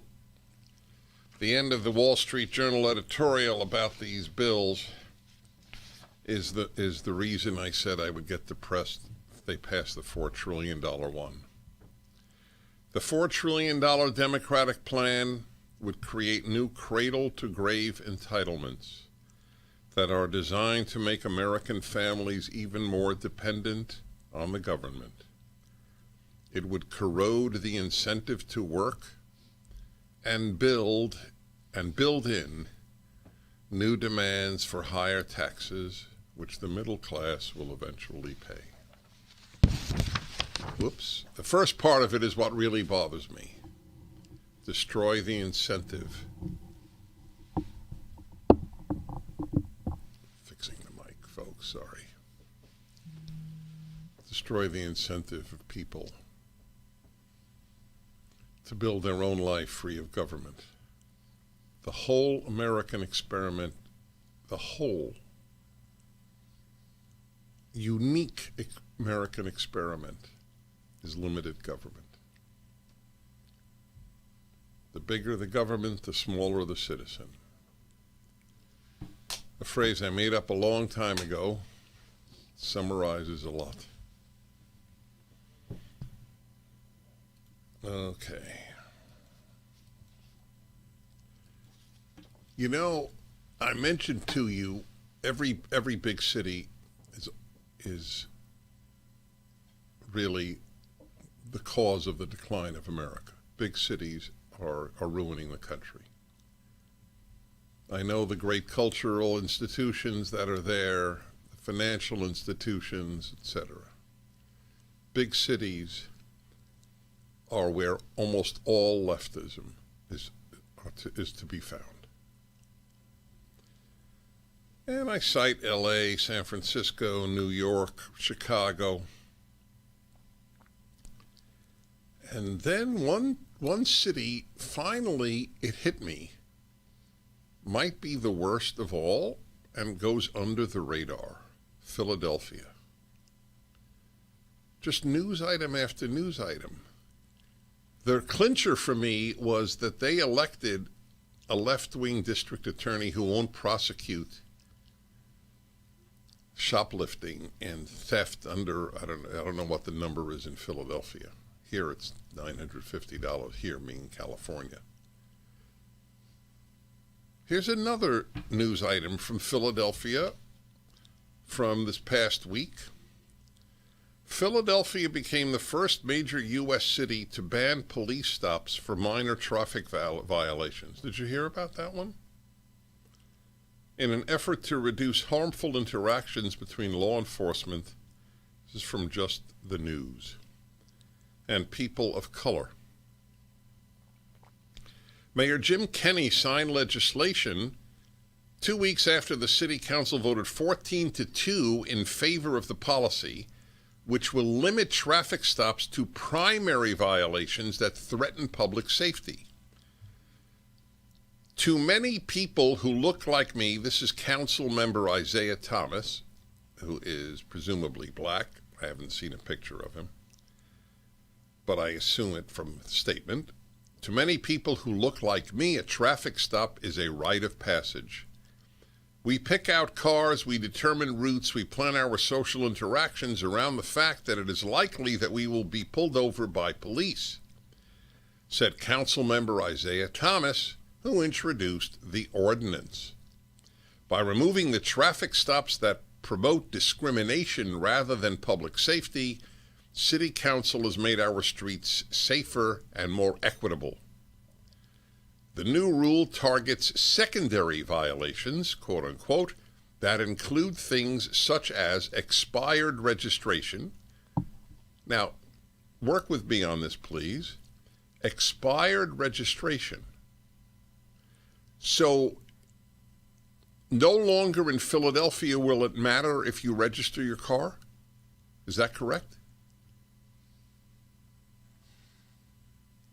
If you can't be stopped for expired registration, or you're stopped and it's found out because they can't know it. Well, maybe they can. They might look it up, seeing your license plate. But it strikes me that that's a pretty serious thing if you don't register your car. But not anymore in Philadelphia. A single broken piece taillight. So you won't be stopped if you don't have one of your taillights functioning. Missing inspection and emissions testing certificates. I'd like to know what else too. Okay. This is in the family, if you will, of police reductions. We want to minimize police interactions with people of color, and the easiest way to do that is to reduce the number of police or let people steal. That was my column last week. Is stealing wrong? Not on the left. NPR had that in defense of shoplifting. No, looting. That was what? In defense of looting author on NPR last year. All right, let's see here. So a number of you were calling in. I'm not going to take the call, but I'll just summarize. A number of you calling in that Gavin Newsom may have COVID. Unless the COVID is debilitating, and I just had COVID, my producer just had COVID, I broadcast in the final days of COVID.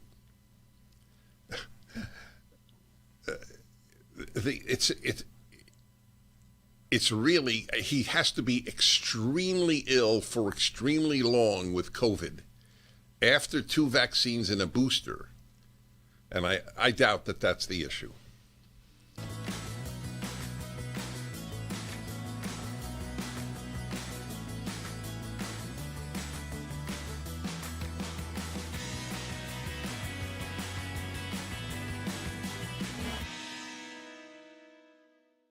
Streaming on Salem Now.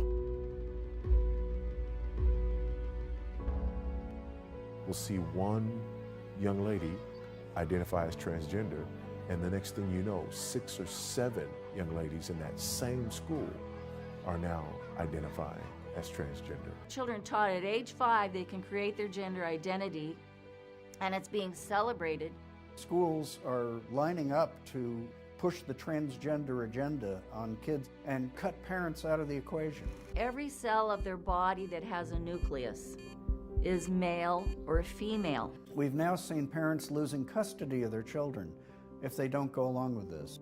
We've all been created XY or XX, so that means there's only 2 genders. And so really the battle is against the creator. Look for Salem Now in the App Store or go to salemnow.com. Streaming on Salem Now. This is why we're fighting for the soul of America. You should be able to share ideas without fear of being fired from your job or shouted down. You are not to be heard. This is one of the few things we have no precedent for in the United States. The only way we separate the good ideas from the bad ideas is to be free to say whatever we want about them. There's no free speech for fascists. Your posts on Facebook, Twitter, and social media will be saved to shame. Creating an atmosphere of fear and repression, and it's gonna bust.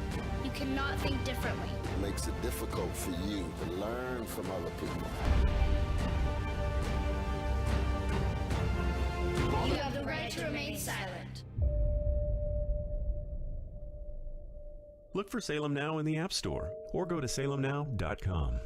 Streaming on Salem Now.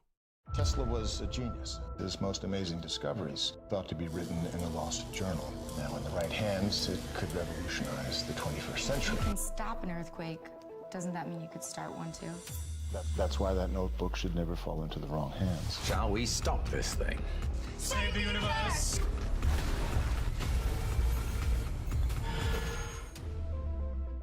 Look for Salem Now in the App Store or go to salemnow.com.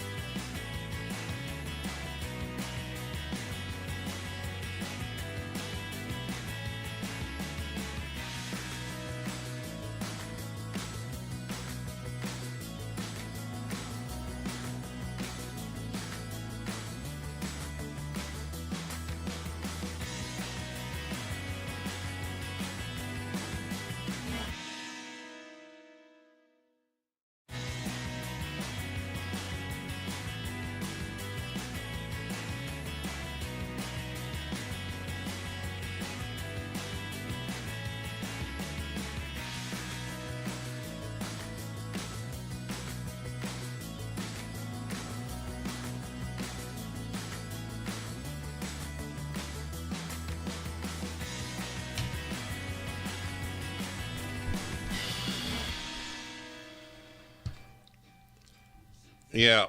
So the issue I want to make clear in Philadelphia, if you have, you know, the stickers you get every year when you register your car, you put on your license plate. So you would have right now 21 or 22, probably 22 because we're approaching the end of 21. So a policeman sees 22 and knows your car is registered. But what if it's November 21, 2021, which it is right now, and the sticker says 19 or 20? So clearly it implies maybe you were just too lazy to put the sticker on and you really did register your car, but the odds are you didn't. So if cops can no longer stop people in Philadelphia who don't have a registration sticker of then or the following year, why will anybody bother registering their car? Yep, Philadelphia. Amber, Philadelphia. Mike, hello. Amber, Pennsylvania, I should say. Hi.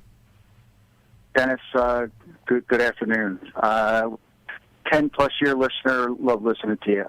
Thank you. A little bit more information on the registration stickers. They actually stopped supplying registration stickers in the state of Pennsylvania approximately a year and a half ago. So there are no registration stickers on license plates anymore. And I believe the reason for that, they claimed it was to save money. Save money. Oh, my God. Oh, it's too painful. Out of curiosity, is your governor a Democrat? Oh, absolutely. Yes, I know. It was rhetorical. Yeah, Governor Wolf. So these people who spend billions and want the government to give them billions are saving money on registration stickers? That's what they claim. They also did away with the lights that turn green when you would go through the Easy Pass lanes on the turnpike. Right. And again, it's the same scenario. Before, you used to tell if people were running the lights. You could easily tell it. Well, now you can't tell. In fact, some people cover their license plates when they jump onto the turnpike in Pennsylvania now and get away with it. Really? It's a mess. You go down to Really? the city of Philadelphia. Yeah. You know, So if you go down to the when city I of Philadelphia, it's like the Wild Wild West. Tell me, when I isolate Philadelphia as perhaps the worst in terms of left-wing destruction, you think I'm overstating it, or is it fair?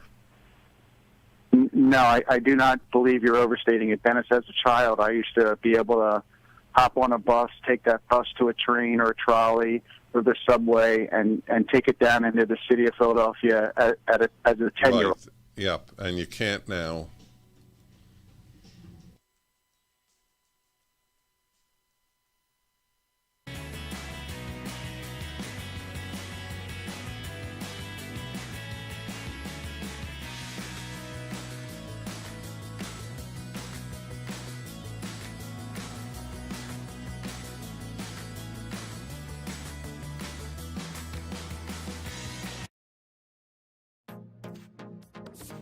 Trending now on The Larry Elder Show. They coalesced behind Joe Biden, and Joe Biden was doing badly. He was going nowhere until they were scared to death that Bernie Sanders was going to win the nomination and then have to go up against Donald Trump, and they knew that Donald Trump would crush this guy. But all the things that Patrick Basham pointed out, all these anomalies, things that had never, ever happened before, they're stunning, jaw-dropping. And what Mark Zuckerberg did, jaw-dropping. The so-called whistleblower went on 60 Minutes and complained that Facebook was trying to get as many people as possible to stay on their platform as long as possible. Well, duh. And that they manipulate algorithms in order to provoke anger because anger sells more than non-anger does. Duh.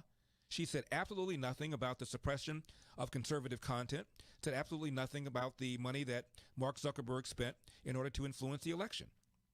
Yet that was the bombshell interview that she did on 60 Minutes. And I've done a video about that. I said, why don't you say something about the fact that Facebook and other social media platforms suppress conservative content? One glaring example, of course, was the Hunter Biden story that the New York Post broke a few days before the election, and Twitter shut down the New York Post's own Twitter account, so they couldn't retweet their own article.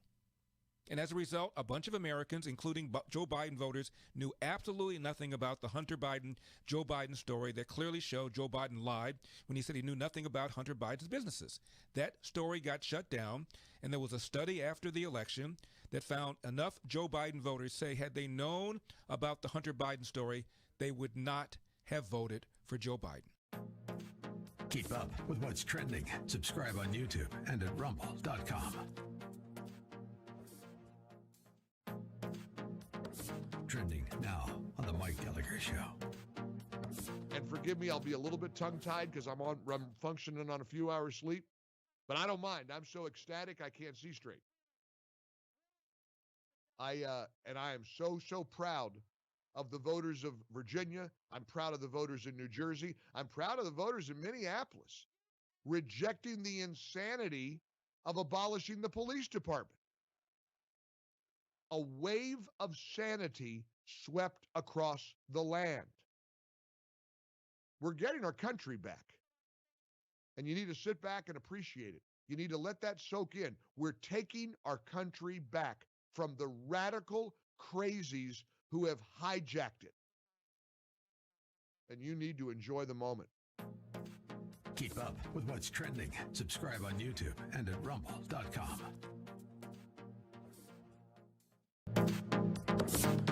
Trending now on America First with Sebastian Gorka. That we have this unbelievable upset victory for Glenn Youngkin and the Attorney General and the Lieutenant Governor. Why did the good guys win, Patty? Because we did use common sense and facts. Here in Loudoun County, the parents were being targeted and blacklisted by elected officials on the school board, using constituents to blacklist other constituents. We found out, we made a big stink about it. We said this is un-American. And the more we uncovered through FOIAs, through gathering information, we come to find out that this school board wanted to silence us. They didn't want parents to get involved with their children's education. Keep up with what's trending. Subscribe today at rumble.com.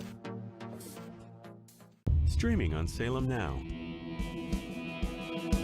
The public would be outraged if they knew the truth. Why do you think our politicians are not on the sidewalk right now talking to you? Don't have no respect. The old wall randomly turns into a guardrail, followed by miles of open border.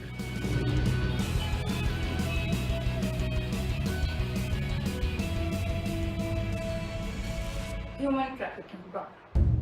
That journey is extremely dangerous. The 7-year-old girl died in the desert. From the country of India. A great pillar of the community was killed by a man who had been deported at least twice. This little urn contains the ashes of my son. His dreams cut short forever. We're so worried about other countries' problems, and we don't even focus on our own. Look for Salem Now in the App Store or go to salemnow.com. Trending now on The Charlie Kirk Show. Democrats, I hope you guys try to implement CRT in every single school district across the country. Not because it's good for the country, it's super damaging, but voters hate it so much that it's the greatest political gift to conservatives you could imagine. Play cut 57. George, this is a sonic boom of a wake-up call for Democrats. Biden won Virginia by 10 points just a year ago. He won New Jersey by 16 points. And the big factor is the one you mentioned. Republicans vastly outperformed in the suburbs. That is precisely where the battle for control of Congress will be waged next year in the midterm election. And so all across the country, you are seeing this trend. Keep up with what's trending. Subscribe on YouTube and at rumble.com. You called your son.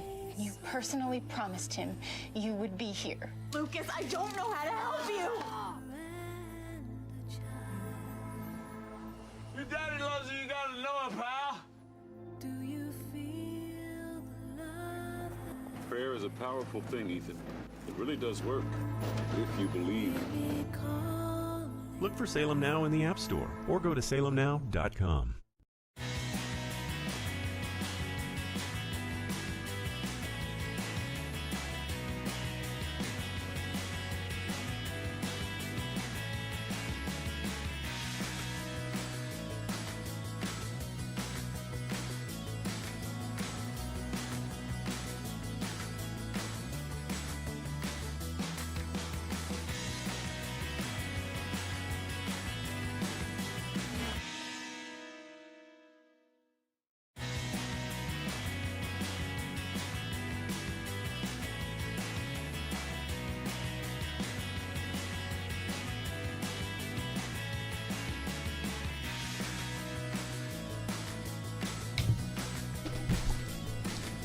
Hi, everybody.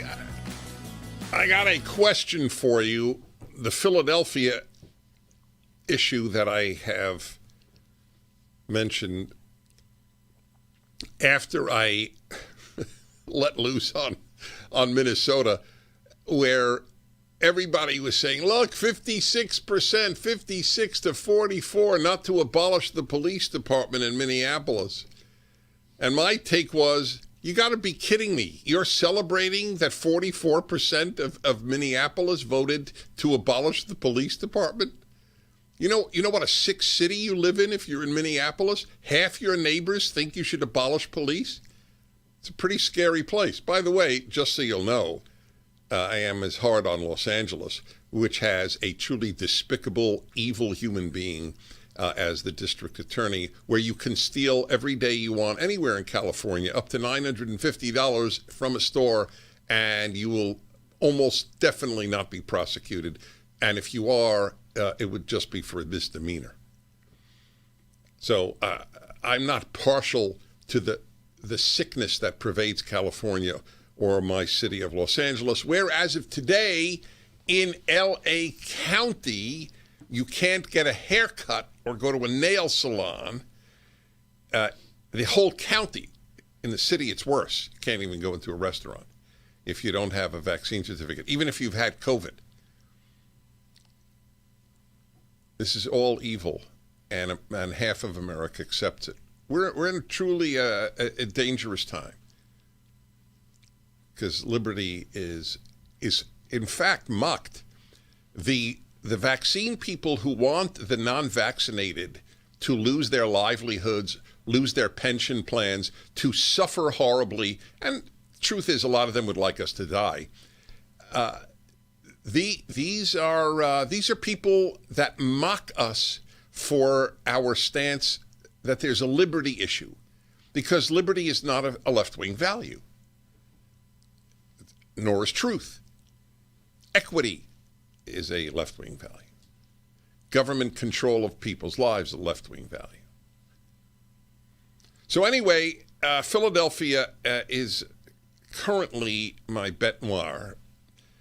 It has truly been ruined by the left. The University of Pennsylvania is a joke, and which is remarkable because it was once highly prestigious. It's an Ivy League school, something not known to most Americans, and they've ruined that.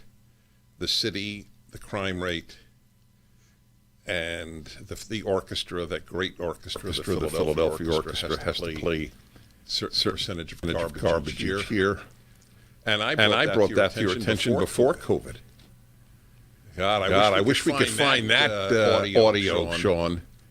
The piece at the Philadelphia Orchestra. I don't think you could find it. I wouldn't expect it. It was about 2 years ago. I played a piece from the Philadelphia Orchestra. And there was a narrator, a black kid, and he curses in the middle of his dialogue with the orchestra. He's supposed to curse. I mean, it's part of the piece, the anger hatred piece that the Philadelphia Orchestra put on. That doesn't get more woke than Philadelphia. So here's my question. What city do you think the left has done the most damage to? We'll have a competition here. Is it yours? Is it another one? 1-8-PRAGER-776. So in the meantime, I'll just quickly answer the calls that I have here to make room for more calls. All right. Christian in Kansas City, Missouri. Republicans must have made a deal with the Democrats. The 13 Republicans who voted with the Democrats did make a deal. Give my district a ton of money. That is what I suspect. But we will find out more, and I want to thank Christian in Kansas City for calling. Okay, let's see. Dan, whose birthday it is today in St. Paul. Newsom is gone for 12 days, but it's nothing on Governor Dayton, who's missing 3 months.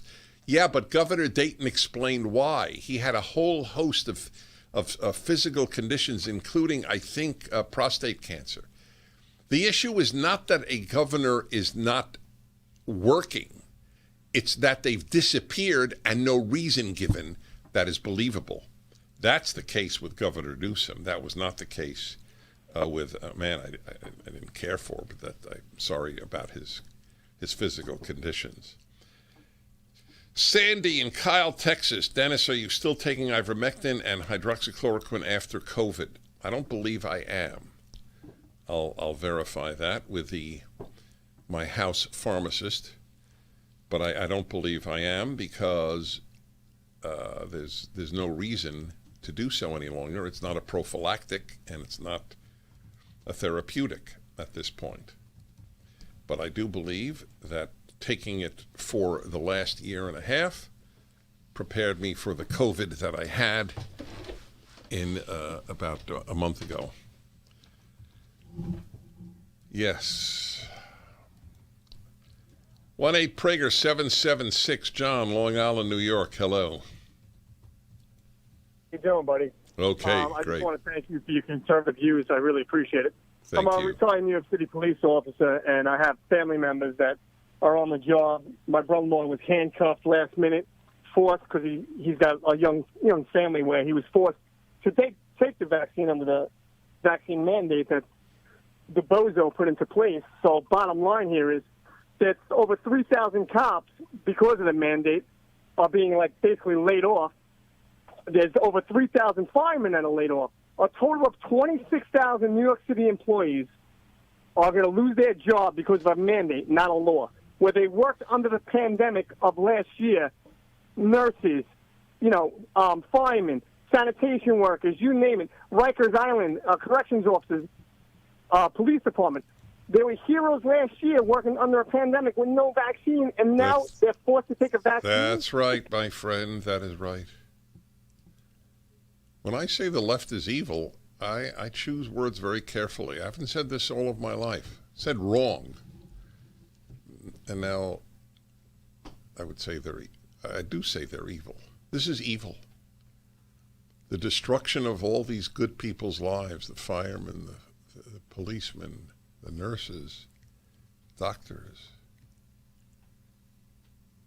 So were they killing people the last year and a half? Were all these policemen killing people?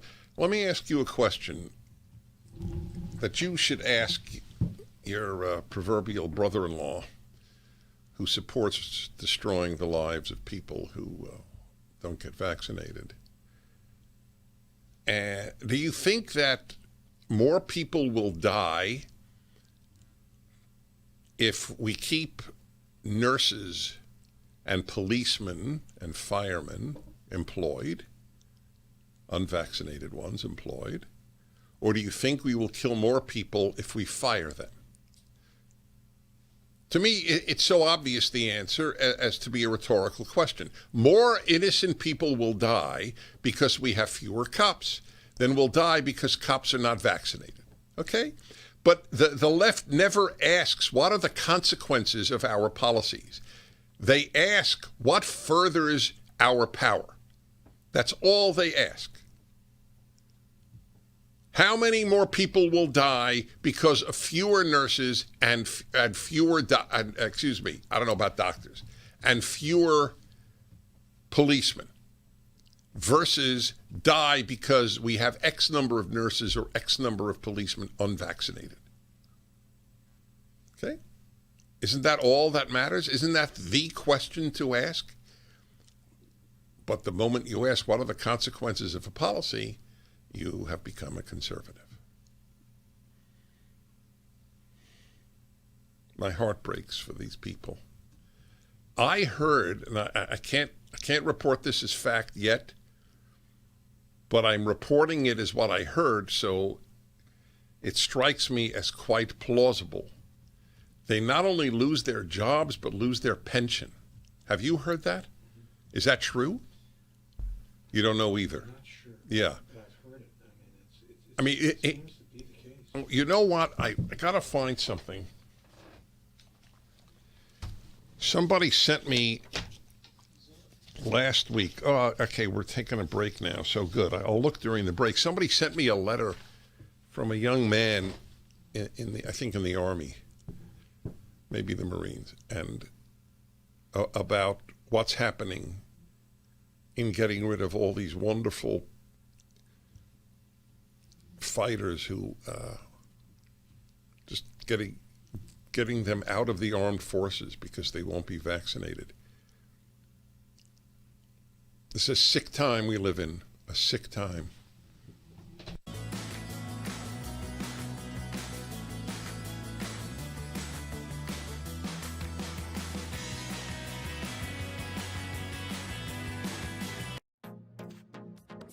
Trending now on the Mike Gallagher Show.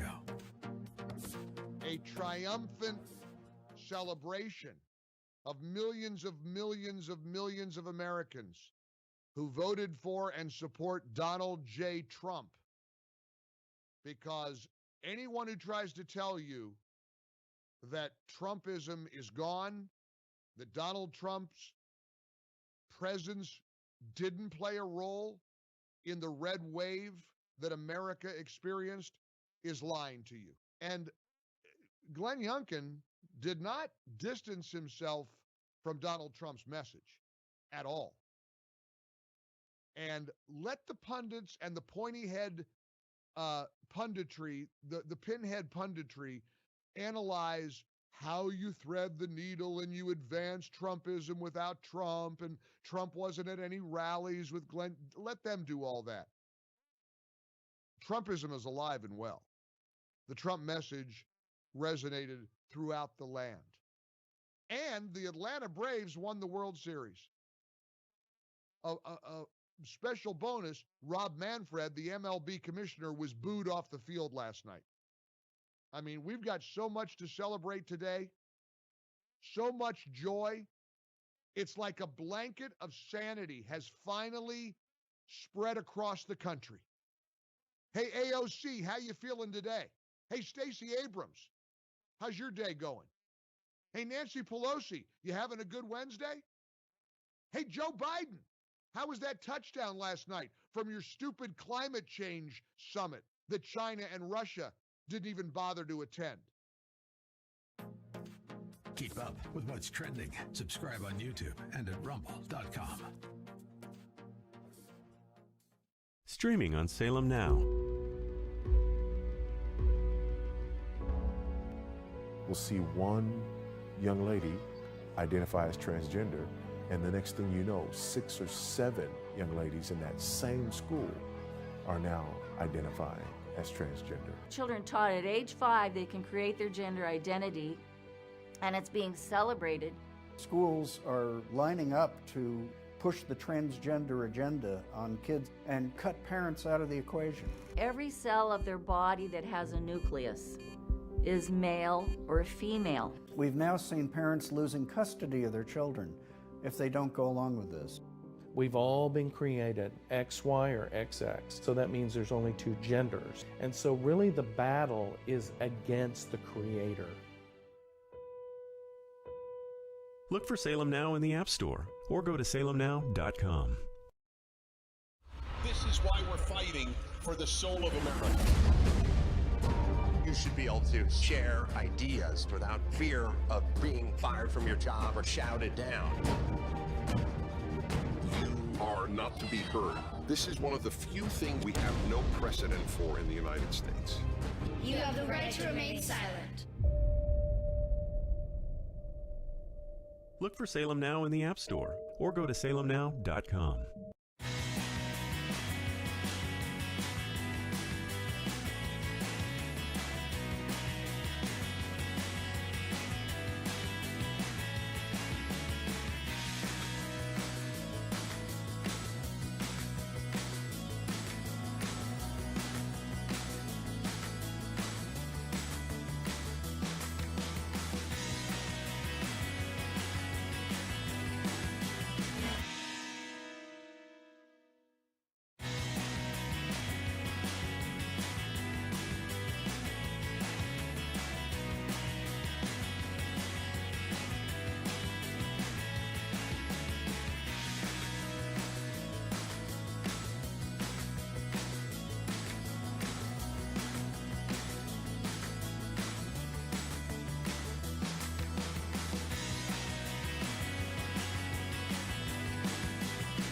And going to Pure Talk. I couldn't believe this.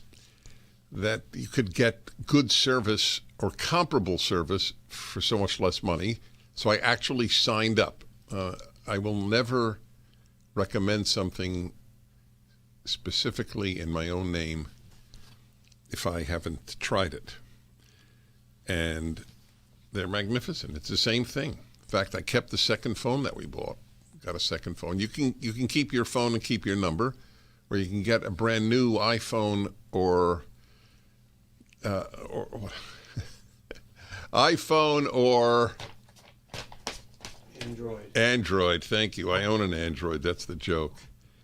i5. It's too much circulating in my brain when I'm doing the show. That's what it is. I totally get it. Anyway, $30 a month, 6 gigabytes of data, and unlimited text, unlimited talk, and a 30-day risk-free guarantee. Half off the first month if you say Dennis Prager. If you dial pound 250, dial pound 250, and say Dennis Prager and save a bundle on your account there. Chester in Westwood, California. Hello. 1 minute. I'm disconnected once again from. I can't. Sean, do it. I can't. Let's see. 1 second, everybody. I don't have a mouse here. So. Have Sean put it on. Line 3. Okay, Chester in California. Hello. Yeah, Dennis, I'd like to know why you intentionally exposed people to COVID-19. Where'd you read that? Where did I read that? Yeah. I read that you went out and tried intentionally to catch COVID so that your immune system would be naturally protected. That's all over the... Oh, yeah, that's right. It's also has nothing to do with what you originally called about. No, you're absolutely that I wanted wrong. to get natural everything. immunity doesn't mean I gave anybody COVID. Well, when did you start the quarantine? The moment I felt bad and got a positive test, I quarantined. You do know that's days after you become okay, but that's able to okay. transmit So the virus. you should say this to everybody in America. Anybody could I'm have just saying COVID it and to give it you. to others. I know. So you're lying about me. I didn't want to give You're anybody lying. COVID. You're lying. You never You read. are- You you're never a read. liar. Okay, tell me why I'm lying, and I'll tell you why you're lying. Okay, you're lying because first of all, the virus is transmissible days before symptoms appear. Yes. So why am I lying? Were you with people days before your symptoms appeared? That's true Weren't for you on tour everybody when who your gets symptoms COVID. That's true for every human being who gets COVID. Are they all liars? What do you say? Answer I don't me. understand what you just said. What you probably don't. I believe that. Every single human who has COVID, unless they have been in hiding for the last year, has transmitted it potentially to others. Is that correct or not? But the difference then is you were Is trying that to get is it COVID. correct or not? What I just said. No. Oh. And the reason why is you were trying to catch COVID. What does that have to do with giving it? Because you were intentionally exposing people to it. No, I was knowingly that intentionally you had exposing COVID, me. were trying to catch COVID. I was intentionally do you not okay. understand You that? really don't. You don't understand. Every single human who interacts with another might be transmitting COVID, vaccinated or not vaccinated. I never intentionally gave anybody COVID because I didn't have it. Yes, I eventually wanted immunity. And that would entail my getting COVID, not my giving COVID. The moment I knew I had it, I quarantined. This is the sick stuff that people believe. This is the sick stuff. This is a classic moment. He didn't even understand my question. Doesn't everybody who has COVID have a period of time when they can transmit it, when they don't know they have COVID? Every single human being who has COVID has potentially transmitted it. Why am I any different than anyone else? I am not. But the hatred for the non-vaccinated is as great as any hatred in the history of this country. That's all the left knows how to create. Hatred. Hate whites. hate the founders, hate the right, hate the unvaccinated. They live, thrive on lies and hate. That call was precious. I can't thank him enough for making it. I deliberately gave people COVID. Really? Then why did I quarantine when I knew I had it? Why didn't I just go out and hug everybody? And nothing I have just said has had any impact on him. Nothing. These people are sick, morally sick. This country is completely divided between the healthy and the unhealthy. The left is profoundly pathologic. Profoundly. And until people understand that, we don't have a chance of saving this country. If people still think it's two people who differ, left and right, there's no chance to save this country. You must understand how vile the left is. That it is utterly destructive. It ruins families. It ruins society. How many families are divided?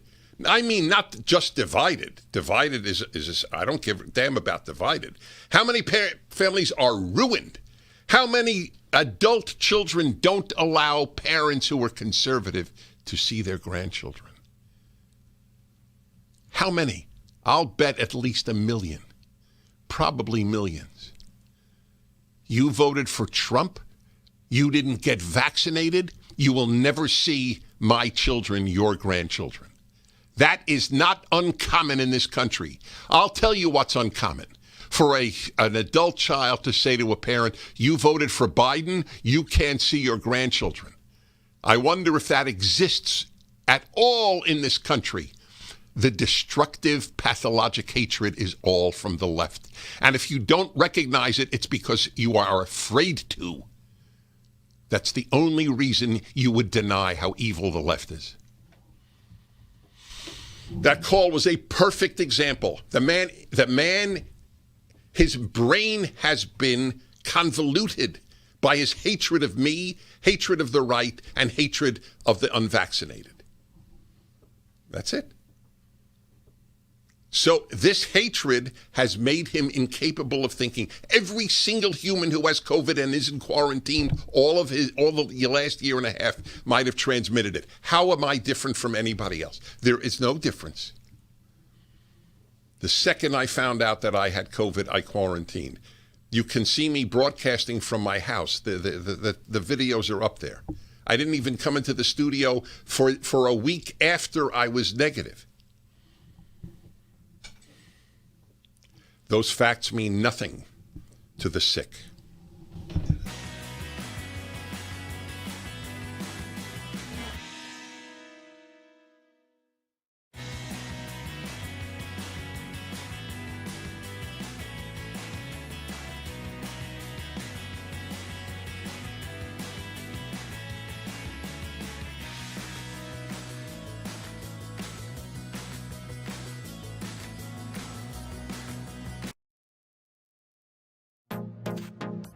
Trending now on the Hugh Hewitt Show. Headlines, it's a big Republican night. Joe Biden is waking up in Glasgow, wondering where he is and thinking, maybe I should have stayed home and helped Terry. But actually, he did try and help Terry, and it didn't help. And Kamala Harris, of course, got back, and she didn't leave, ever. And she tried to help Terry, and, of course, that backfired.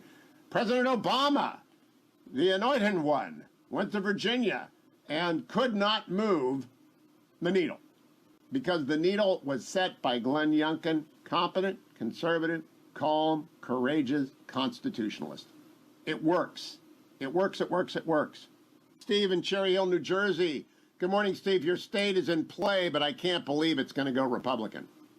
We got 1,200 vote lead with 98% of votes in. It's a huge win with 1 million more registered Democrats than Republicans. Steve, I honestly, don't you know, my title of my 2004 bestseller, if it's not close, they can't cheat. So I just don't, in my heart, I know New Jersey, right? And they're going to find those votes, aren't they?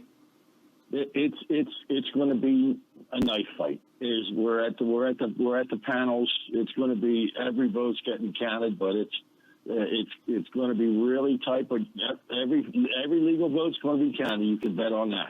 It's going to be a shock to that more than Virginia. They kind of brace themselves to lose in Virginia, not by this much, not to lose the House of Delegates, not to be swept, not to get crushed in Loudoun County. But New Jersey is the one that has Democrats this morning thinking, I like my job, I've got to get off this bus. Keep up with what's trending. Subscribe on YouTube and at rumble.com. Streaming on Salem Now. The public would be outraged if they knew the truth. Why do you think our politicians are not on the sidewalk right now talking to you? Don't have no respect. The old wall randomly turns into a guardrail, followed by miles of open border.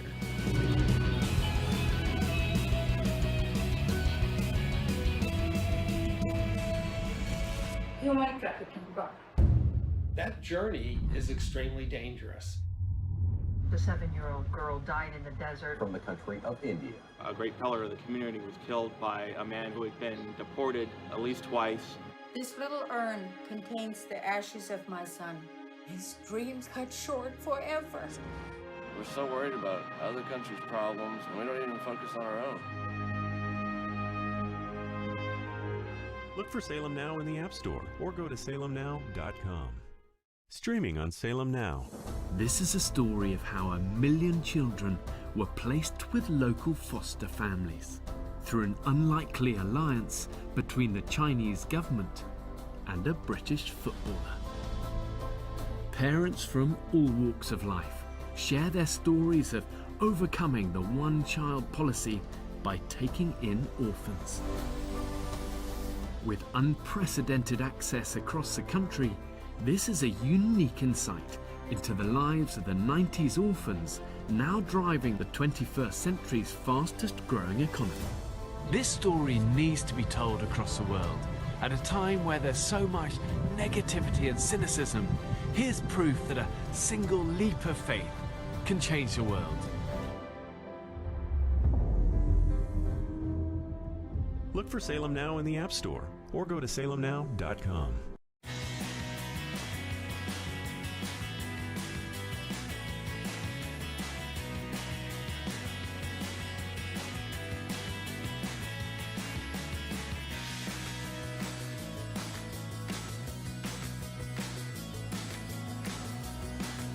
All right, everybody, I'm Dennis Prager.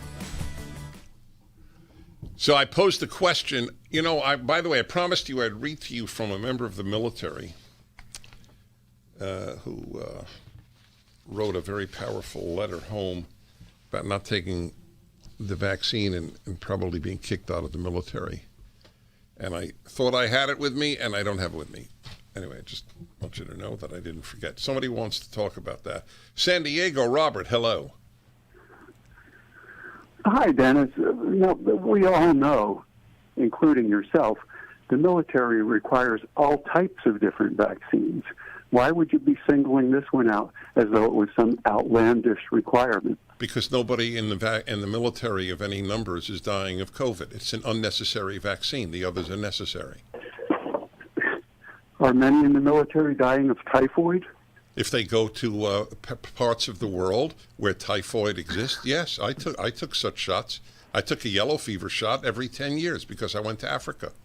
Everybody understands that. There's no danger from COVID to healthy young people in the military. It's despicable to force them to take a vaccine they don't need. This is the first time in military history. You and I both know that's absurd. Well, that's your response. Have a great day. Okay. So that was deep. That was a deep response. Okay. I love these calls that differ, and I don't mock them, and that's why you call, and that's great. But please know how you make my case. All right. So I posed the question, which city has the left destroyed more in the country? Yours? Everybody's voting for their own. Brian in Yonkers, New York. Hello. Hey, Dennis, thank you for taking my call. The second call prior to this, I also wouldn't know. Wait. You're not clear. It's not clear at all. I can't make out your words. I'm sorry. Are you speaking into your phone? Can you hear me now? Let's give it a try. Okay, can you hear me now? Yeah. Okay.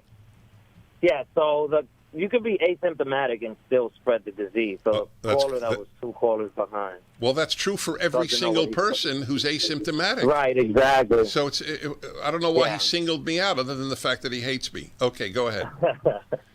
Yeah, so the cities from the left that ruined it. New York is the biggest one. I had called about before the pandemic, maybe years ago, that my children got kicked out because they removed the religious exemptions for vaccines that they do not have. You know, they want all of them to be up to date. So they're going to do the same thing with this COVID vaccine. So the parents, nobody batted an eye when everybody's kids was getting kicked out when the religious exemption came in the state of New York. The Amish came out, did a protest. The Jews came out, did a protest. Everybody went out, did a protest. And nobody else batted an eye because it was not affecting adults. Now that this is affecting adults, everybody is crying. Whether you're in the military, whether you're a police officer, whether you're a tradesman. Now OSHA passed it here in New York City. Now they're planning on doing it.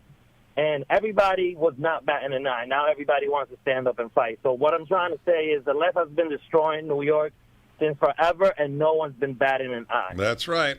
By the way, what my caller just said, Brian in Yonkers, New York, this is the condition that frightens me.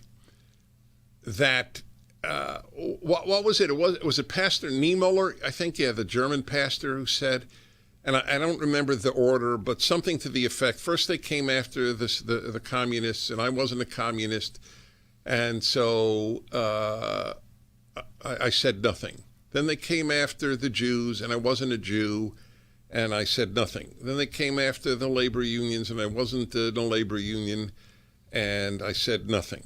Then they came after me, and there was nobody left to speak up for me. And you could just substitute the groups the left goes after today that people are quiet.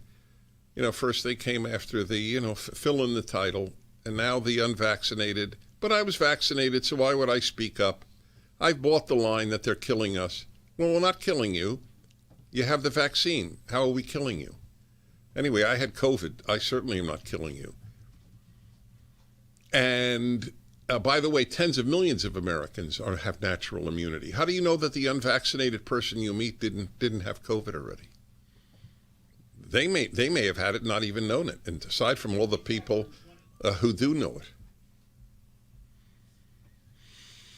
But people don't speak up when their group is not affected. Yeah, I'm not a parent. What do I care what's being taught in schools? Yeah, you'd fill in. I don't go to church. What do I care if they shut the churches down? You'll care one day, unless you're on the side that builds the re-education camps, which I believe the left would build if they could. I do believe that. They would put people, the unwoke, in these re-education camps. ReliefFactor.com, 800-500-8384. I take it virtually every day. It is a magnificent product. If you have joint or muscle pain, you take it for 3 weeks. The maker says you'll know in 3 weeks if it works. How's that for honesty? There's a 3-week price of $19.95. ReliefFactor.com, 800-500-8384.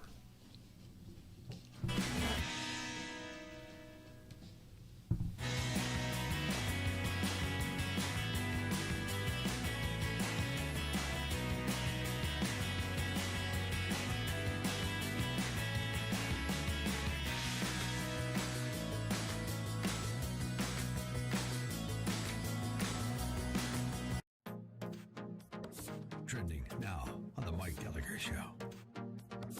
A triumphant celebration of millions of Americans who voted for and support Donald J. Trump because anyone who tries to tell you that Trumpism is gone, that Donald Trump's presence didn't play a role in the red wave that America experienced is lying to you. And Glenn Youngkin did not distance himself from Donald Trump's message at all.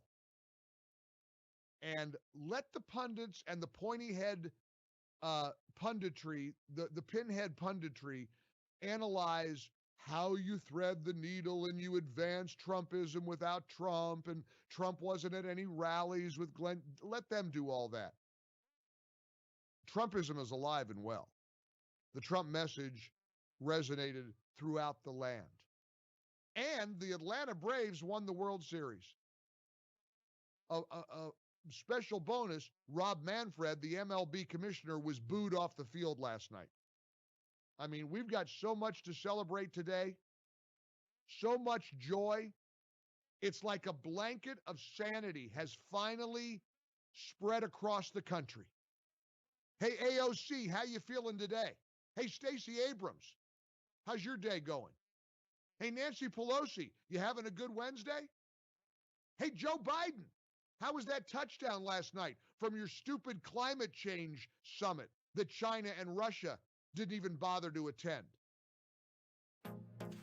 Keep up with what's trending. Subscribe on YouTube and at rumble.com.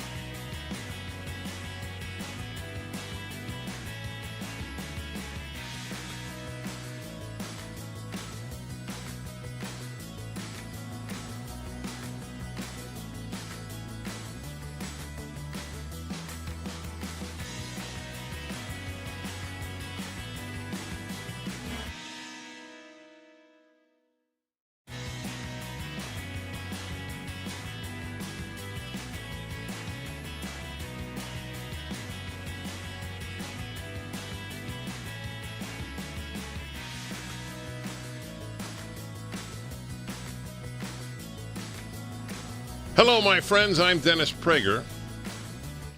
So what city do you think the left has ruined most? It's my bitter laugh question. And everybody's voting for their own city. That's what's nobody's voting for the other city. They don't need to. They don't need to. That is correct. They know their own city. Oh my God. But let's take Frank in Evergreen, Colorado. Hello. Hey, Dennis. Don't take this too literally, but I love you. You give me such hope. I do take it literally, by the way, and I'm very happy you do. Thank you. Good. You should. So that caller that was kind of a jerk, and he said that he was saying, calling you a liar and all that. I wonder, because I struggle with this with people around me all the time, trying to understand where they're coming from so that so I can kind of at least attack their arguments or attack their position. And I wonder if that guy was thinking that had you gotten vaccinated long ago, before you got COVID, that then you would have been less of a risk. Well, yeah. No, coming from? Well, thank you for calling. Of course he believes that. But that's not what he said. He said that I wanted to give people COVID.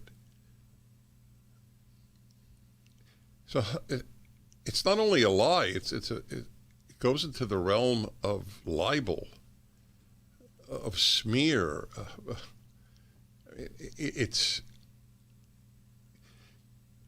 one's hatred of someone has to be so deep to say something like that. You know, I'm a nice guy, and I do wonder. I am a nice guy. Everybody listening, 99% of you know that. Agree with me or not, I treat people decently. I care about goodness more than anything else in life. I've tried to help men and women get along better, children and parents, devoted my life to these things. I would like to give people COVID. By the way, what exactly is in it for me?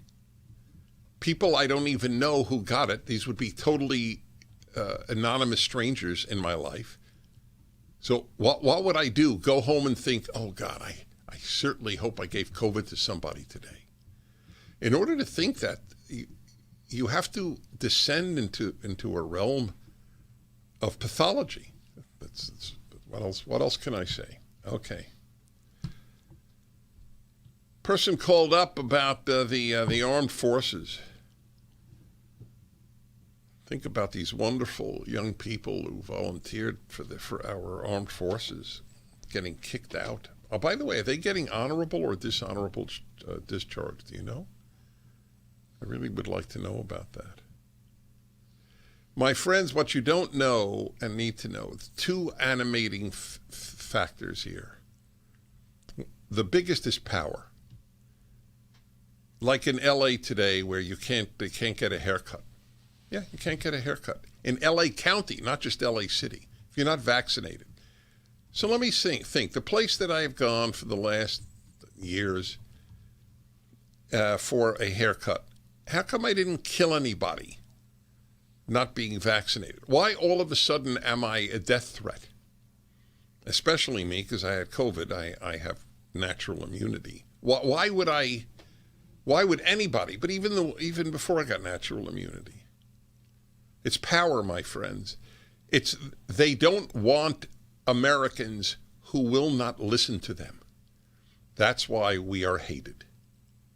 That and fear. I said fear is more powerful than love or hate as an animating emotion in the human species.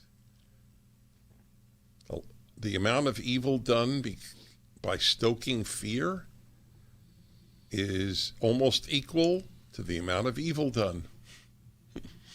That's how big a factor the stoking of fear is. And by the way, let me ask you a question. Is there any right-wing example compared to the left stoking of fear? Let's see, what do we fear? I fear the left's takeover of the country and its destruction. That's true, I do. I fear that as much as they fear COVID. So there you go. Okay, that's fair. I have that fear. Disease does not get me as scared as the end of liberty. I actually got influenced as a kid hearing Patrick Henry's or reading Patrick Henry's statement, give me liberty or give me death. Even as a kid, I knew, you know what, everybody's going to die. It's in my happiness book, which I wrote 22 years ago. So this is not a new thought for me. Everybody's going to die. Yep, you, everybody you know, everybody you love. That's the fate of the human species. We die. I believe in an afterlife, but it's truly beside the point because I'm not rushing to go there. I love life. However, I have always believed that the purpose of life is not longevity. The purpose of life is to lead a full life. For the secular left, the purpose of life is longevity. And we're sort of, the non-vaccinated are sort of defying the God of the God of longevity. We prefer freedom to longevity. I do. I prefer freedom to longevity. I acknowledge it. The left does not. The left prefers anything to freedom, in fact. I don't know what it prefers freedom to in any event. Certainly it doesn't do it for free speech.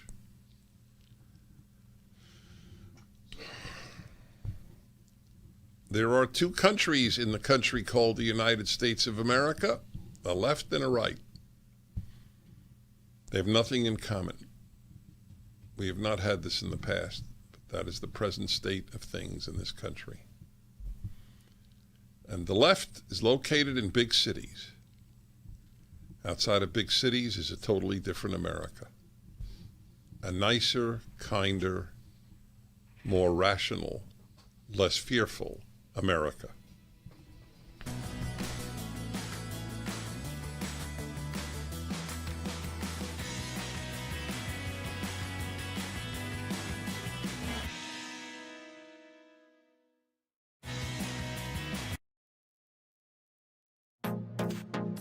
Trending now on the Hugh Hewitt Show. Headlines, you know, it's a big Republican night. Joe Biden is waking up in Glasgow, wondering where he is and thinking maybe I should have stayed home and helped Terry, but actually he did try and help Terry and it didn't help. And Kamala Harris, of course, got back and she didn't leave ever. And she tried to help Terry and, of course, that backfired.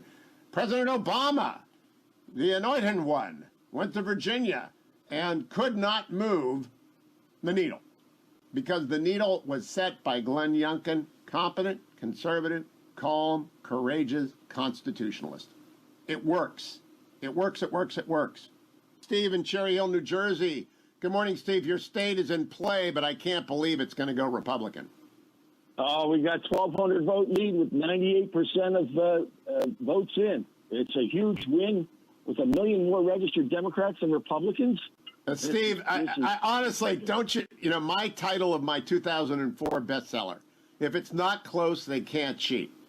So I just don't, you know, in my heart, I know New Jersey, right? And they're going to find those votes, aren't they? It's going to be a knife fight. We're at the panels. It's going to be every vote's getting counted, but it's going to be really tight. But every legal vote's going to be counted. You can bet on that.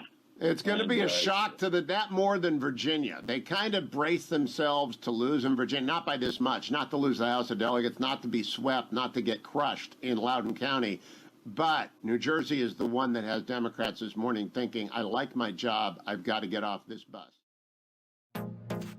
Keep up with what's trending. Subscribe on YouTube and at rumble.com. Streaming on Salem Now. Tesla was a genius. His most amazing discoveries thought to be written in a lost journal. Now, in the right hands, it could revolutionize the 21st century. You can stop an earthquake. Doesn't that mean you could start one too? That's why that notebook should never fall into the wrong hands. Shall we stop this thing? Save the universe!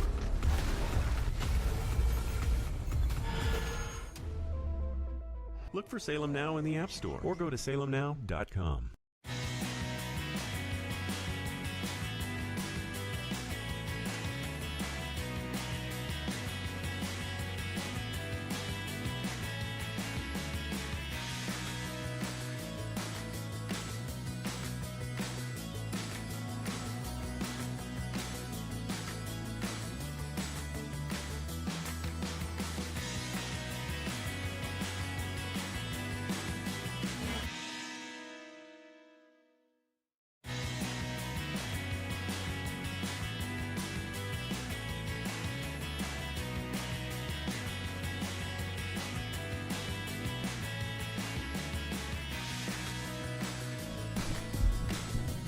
Okay, let me summarize some of your calls, so don't hang up, because if you do, I don't see what you want to say. So Sean in Sacramento says, military also requires flu vaccine, and that doesn't kill young people. You're entirely right, sir. So the other reason that people regard the COVID vaccine differently than a flu vaccine or any other vaccine is that it is an entirely new technology, mRNA. It is not the normal form of vaccine, and they don't want to serve, in effect, which everybody who has taken it has served, as a guinea pig. It's brand new, and for many people, it's completely safe. And for some people, certainly more than the flu shot, it's not safe. So it's wrong to force it on healthy people who will not be hurt by it, who will not be hurt by not having it, and might be hurt by having it. That was my reasoning. I don't say nobody should take the vaccine. I've never said it once. I don't even think it. But I wasn't prepared to take that risk when I had therapeutics. We don't have therapeutics for flu like we have therapeutics for COVID. The flu, you get the flu. Now, you don't need therapeutics because most people do fine with the flu. They go into bed for a few days and it's over. Don in Clarksboro, New Jersey, moved out of Philadelphia when the mayor flew the Chinese Communist flag. I looked that up. That's exactly what happened. Unbelievable. City Hall had the Chinese Communist flag over it in 2019 in the name of diversity. A totalitarian flag on the top of City Hall in Philly. I tell you, the more I learn about Philly, the more I feel I'm right in saying it might be the most hurt by the left. Doug grew up in Montreal, had fantasies of American cities, and now he's so disappointed. Not more disappointed than me when I moved to L.A. in my 20s in the 1970s. God, I remember seeing Los Angeles on the American Airlines board at JFK. First time I came out here. I was so excited. Now I see Los Angeles on a board at an airport, and I have not only no excitement, I have sadness at what the left has done to this vibrant place. The left is like a death cult. It doesn't like life. It likes to live. That's true. But life itself, they don't enjoy it. There's no joy on the left. When you think joy, do you think Ilhan Omar? Ooh, there's a happy dude. Or any of them. That's why I say every week, the happy make the world better. See you tomorrow.